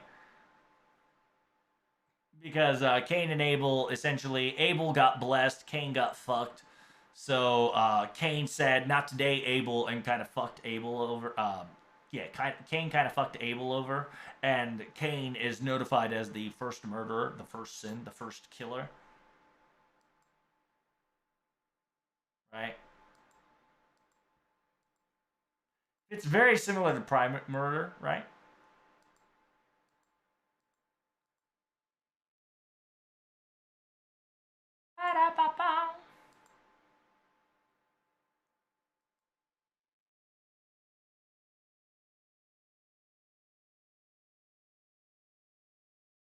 And then skipping Beast 5 is Beast 6, right? It's the Sodom and Gomorrah. During the old times, the states in Sodom and Gomorrah kind of got fucked by the Lord because he fucking shot AC-130s at them. And the whole concept of, LB6 is that Sodom and Gomorrah was a land of paradise close to Eden, aka close to God, right? But instead of sharing it, people were fucking, butt fucking each other. They were like, overeating, overindulging, and not helping others, right? Who they could have helped out,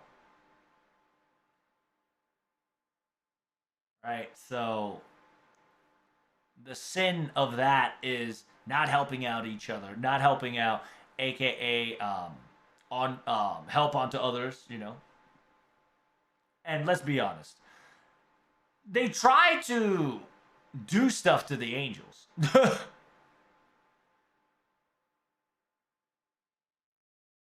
So God's like, not today, Jimmy, and fucking shot AC-130 at those towns.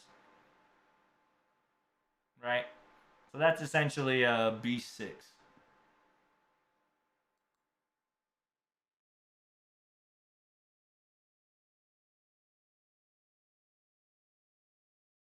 Also, like Babylon, right? Babylon's a nice thing. They've overindulged. They try to reach God. They got too greedy.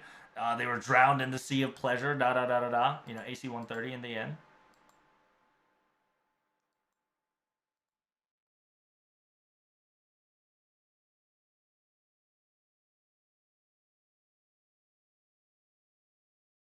And then simultaneously, B7, it's fun fact because B7 is the easiest one to figure out because B7 is the binding of Isaac. It's the story of where Abraham tries to sacrifice Isaac. Unfortunately, it really happened. It happened, all right? Like it's the son trying to sacrifice the father tries to sacrifice the son because God said so. So technically God was like, JK, just kidding, bro. I was trying to test out your loyalty. Homie, I see you're loyal. Your child can live. Just fuck up that lamb next to it as a replacement. So that's what happened in Binding of Isaac. TLDRing it. But, well, you've already noticed, right, that, your boy Modest Betty just, fucking yeeted your girl. So that's LB7. I mean, B7, excuse me. Right, there's also a correlation. I'll probably do it tomorrow. I mean, not tomorrow. I'll probably do it on next week, right? Yeah, I'll probably do that video next week. And essentially, we can talk about the difference between human love equals human evil, because technically, Beast of Humanity needs to be beaten by humanity, which is interesting to say, right? Is that next week topic, Poggers? Yes, sir. And then the last but not least is Noah's Ark, because it's only a speculation, but in technicality, the entire beginning of the sequence of season 2 is Noah's Ark.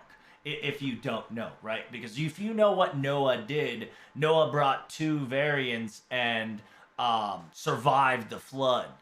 We, unfortunately, was not able to get everybody, but was able to get a set amount, and we were able to dodge the purification, or bleachification, I should say, right? And it's Da Vinci, right? Technically, it should have been Noah, but Noah is a grandservant. And technically, that story was stolen by none other than the genius Da Vinci.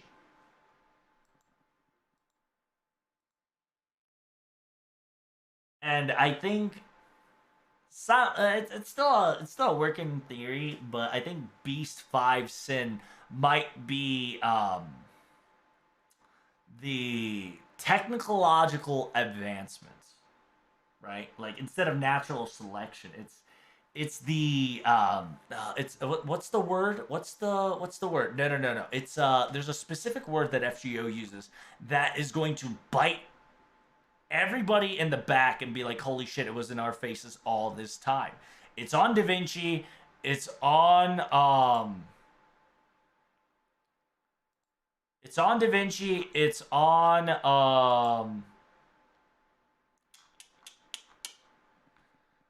Tesla. Ah, Pioneers of the Stars. That's what it is. Yes. Pioneers of the Stars. All right, take care of yourself, Claire. I appreciate you sticking by.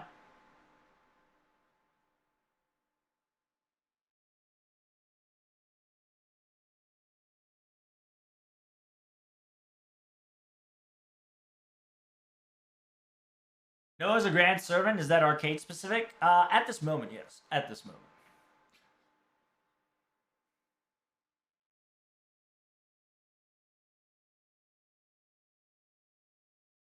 There's shit like Jindy and Jindui and all that shit, but it's translated to humanity. I feel like I'm missing something from the machine translations. Yes, because you should never translate machine translation. There is a difference between Jindy and Jindui. Jindui is human species. Jindy is humanity. But in technicality, they both count as humanity. Right? It's the machine translates probably in vague, and I never translate machine translation because they're trash. I fucking hate them. People use them, piss me off. Because those kind of the people that would blab off into like Reddits and other forums and think they know, but they don't, which is unfortunate because they're kind of giving false information to people that should deserve better.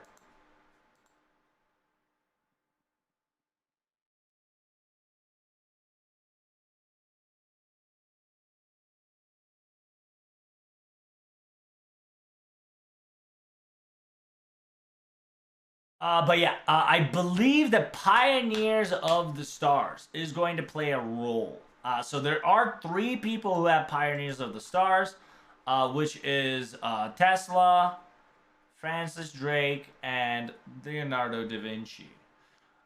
Out of the three, her Pioneers of the Star is fucking insane. Okay. Out of all the Pioneers of the Star, she has gone too far. And it's one of those things, right? Like, if you go too far, any medicine will become a poison. That's kind of what Beast 5, I think, could be point towards. Right? It's.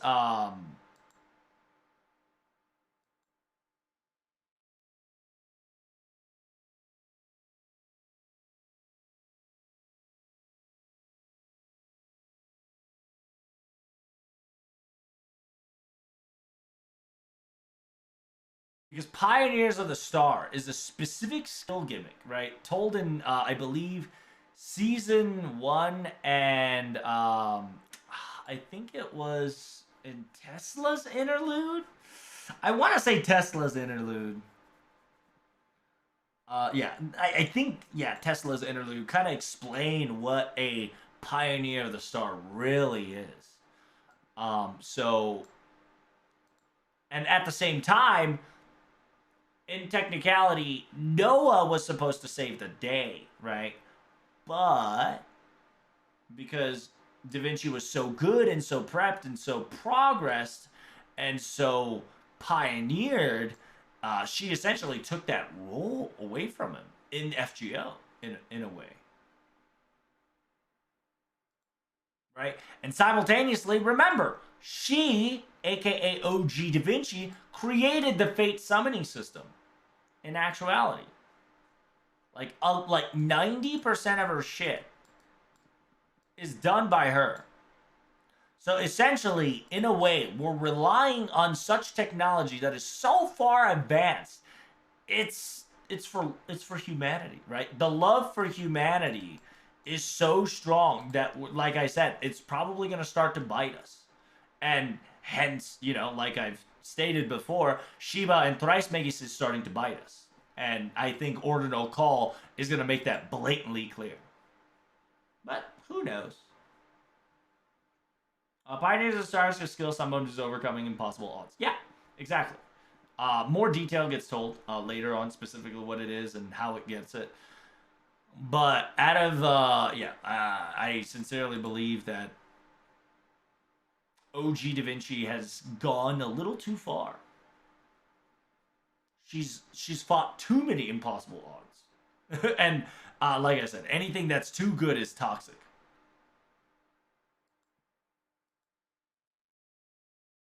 Because she literally recreated Noah's Ark all on her own. She changed literally course of FGO history all by herself in her invention.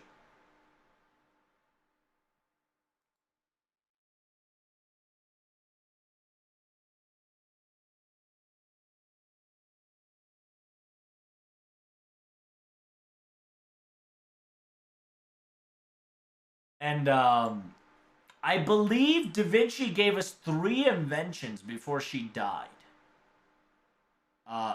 Before season 2 officially started, in technicality, if I remember correctly, Da Vinci gave us 3 things. I believe it was the Storm Border.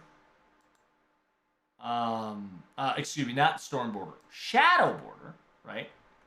Able to use Paper Moon to go to imaginary lands and blah blah blah, right? Part 2 would be Mule Mushune. Technically, the Mule Mushune is a very important event, aka case file event is very important because technically it's canonical. Mune Mushune is a invention given by Da Vinci that technically was never used but activated during case file for an emergency sequence. Yes. Yes. And last but not least is actually Leonardo da Vinci Rider. Because Leonardo da Vinci Rider is a self-manifested it's a fucking it's a doll. It's a carbon copy doll of, well, not carbon copy, but it's essentially, it is a man-made flesh. I guess it'll be flesh.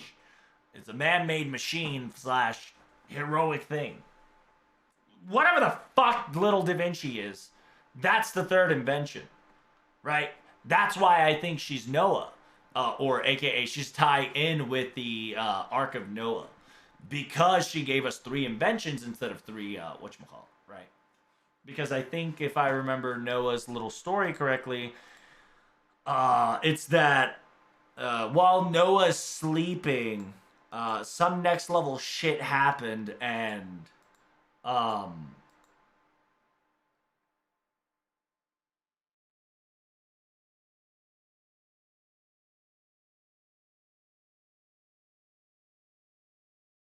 I can't remember. It's like Noah's wife and like 3 other people made babies and shit to start the new humanity, right?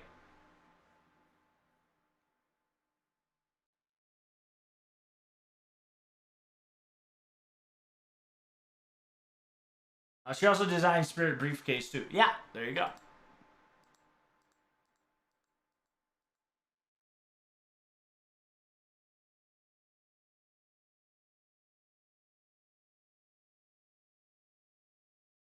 So, like, essentially, Da Vinci mimicked exact carbon copy of the Ark of Noah sequence, right? Like, technically, Da Vinci Lily can be considered as Ark of Noah because remember, Da Vinci Rider is canonically identified as Carva, whatchamacallit? What's her name? What's it called, chat? Grand Cavallo. And if you don't know what a Grand Cavallo is, it is an unfinished project of a horse that Da Vinci attempted.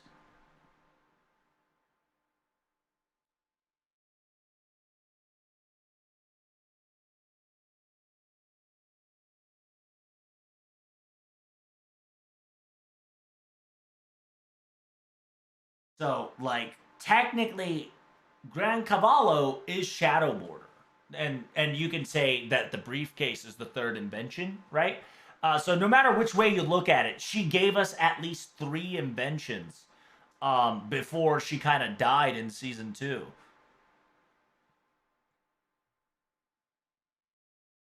Just like Noah, right? Noah had our pro tag, MASH, and then a couple of the staff teams and Godorov and 3 other new things that we didn't fucking know about. Which technically, I think you can combine Shadow Border and Leonardo da Vinci Rider together because they kind of came in a set. So you can say Grand Cavallo equals Shadow Border because her Noble Phantasm also plays in that role too. So I think Briefcase could also be contained as a third invention.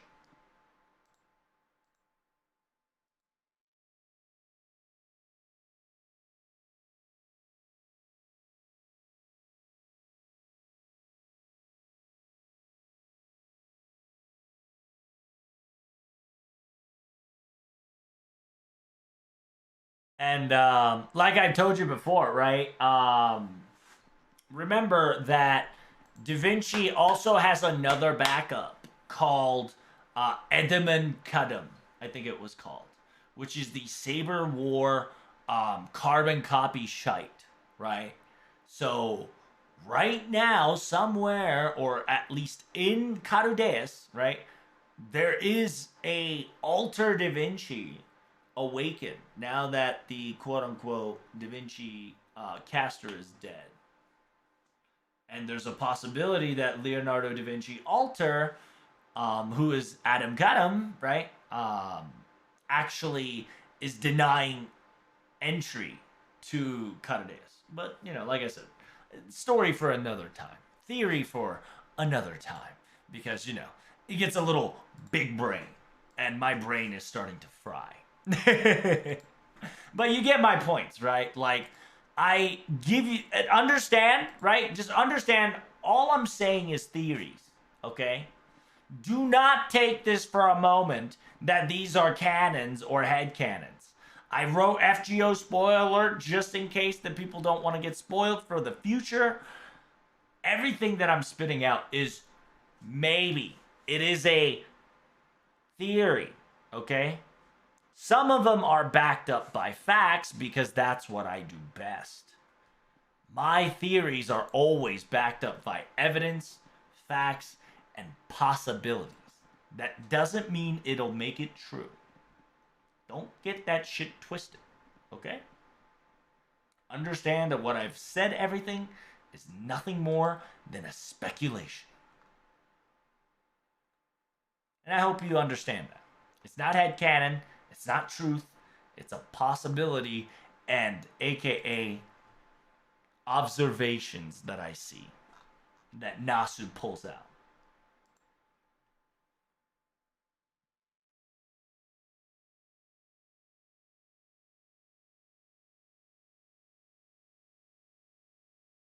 It's one of those, I just don't want you guys to spread misinformation, right?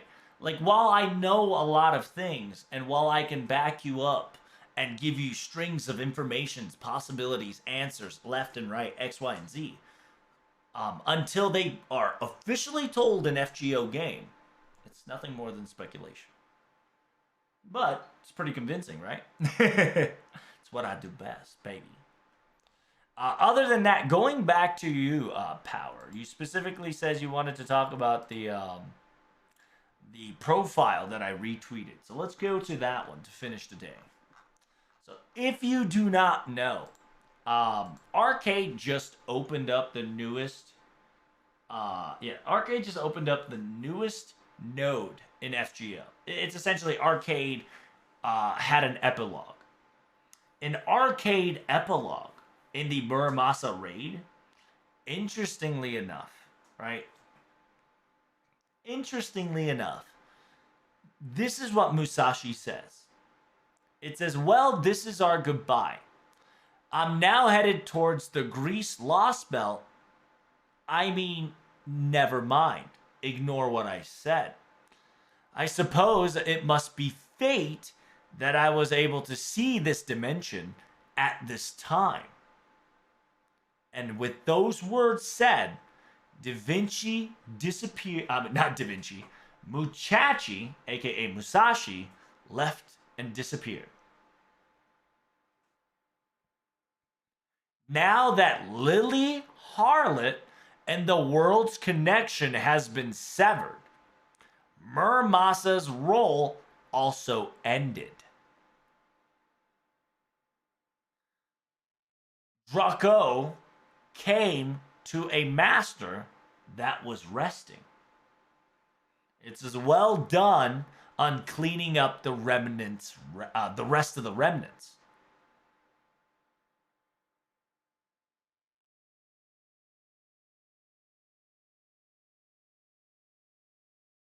It says, as a reward, I have thought and brought forth a festivities. Do enjoy and think hard on it. What kind of festivities, you ask? That. 以前にヨが呼び出した強者どもと再び間に合える場所を用意してやったのだ。最後の最後まで死なずに立っているようにな。So it says, essentially, I've resummoned all the powerful creatures and located a place where you can fight them over and over. Until the end of the very end, can you stand and survive without dying? おっと、これは無茶ぶりだ. It says, oh my goodness, that's an impossible task. That's the last ending part there, right? Yokyo. Yokyo is festivities. It's like a coliseum. It's like a lotto event being hinted upon. Are you saying Musashi as in Musashi in Atlas? Yes. This, for some odd reason, says that she has to go to the Greece Lost Belt. We don't, this is pre-Lost Belt 5 Musashi. So when she disappeared somewhere, she was here in Arcade and then disappeared into FGO LB5, which is very interesting. So this event happened before LB5. Or, in technicality, it's just a different time dimension, right? Because remember, Musashi can hop through dimensions. So, we don't know exactly where Arcade is located. It's just that Musashi went from LB1 into somewhere, into Arcade, and back to LB5, which is immobile.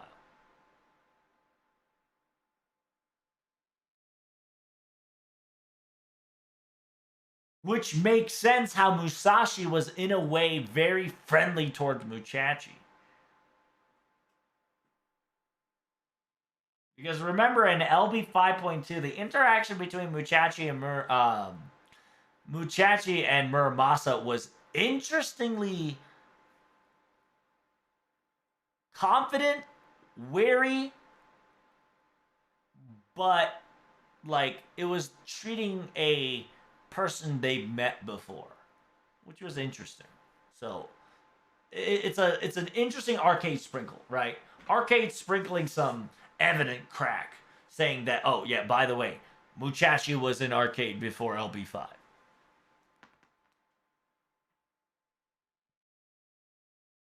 Oh shit, I mixed up Musashi and Muramacha. Yeah, sorry. So whenever I say Muchachi, it's Musashi. Murmacha is Murmasa. I know, it's very confusing. But yeah, we're talking about Musashi, the saber, single target, Bishamonten.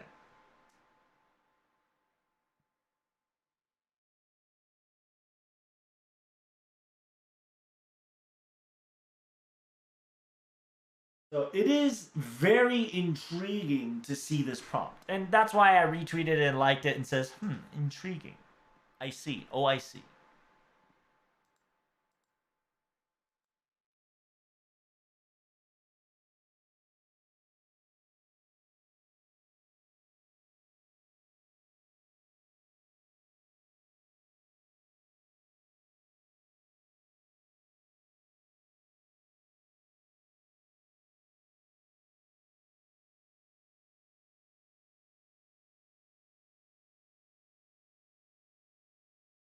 Ooh.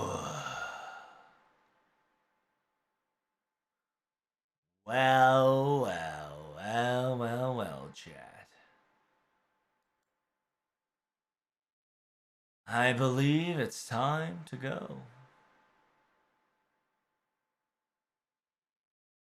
Other than that, Chatterino Cappuccino,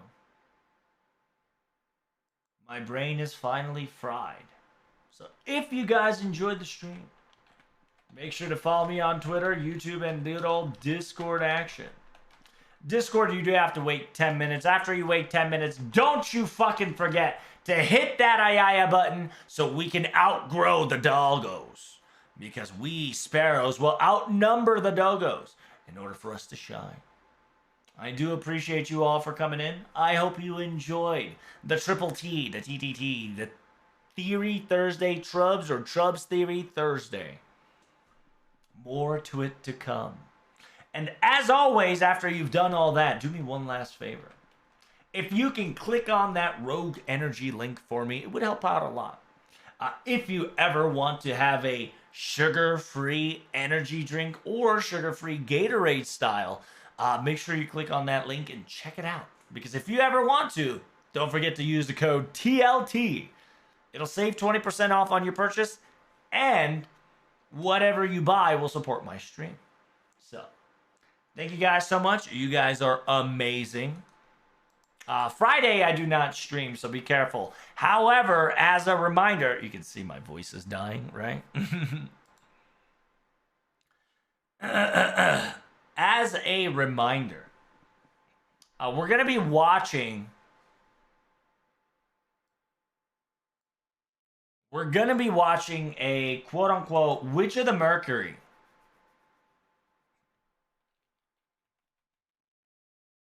Witch of the Mercury watch party. So, Witch of the Mercury watch party tomorrow. I'm going to at everybody or at Sparrows right now to talk about it. But yeah, we're going to be watching 3 episodes every Friday. So every Friday we'll watch 3 episodes. Then by the time we catch up, we can watch all 3 episodes together if you want to. I'll be watching episodes weekly. So on the 3rd week of episode, we all be caught up. So other than that, you guys are amazing. I hope you enjoy the, Theory Thursday. Theory Thursday is when I go Omega balls deep on FGO lore, possibilities, theories, talk about concepts and what it can do and what it cannot do, answering people's confusing questions or, people wanting to learn more. I can give you more opinion, facts, and etc., etc. So we're going to be rating Zartimus. Make sure you go say hi to a friendly Durandal. All right? See? You can't get mad at it. I'm Audi 5 You guys have fun. Bye, y'all. Good night. Bye.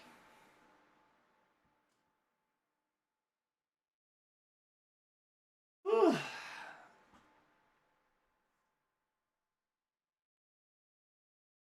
I gotta drink some water. Faux show.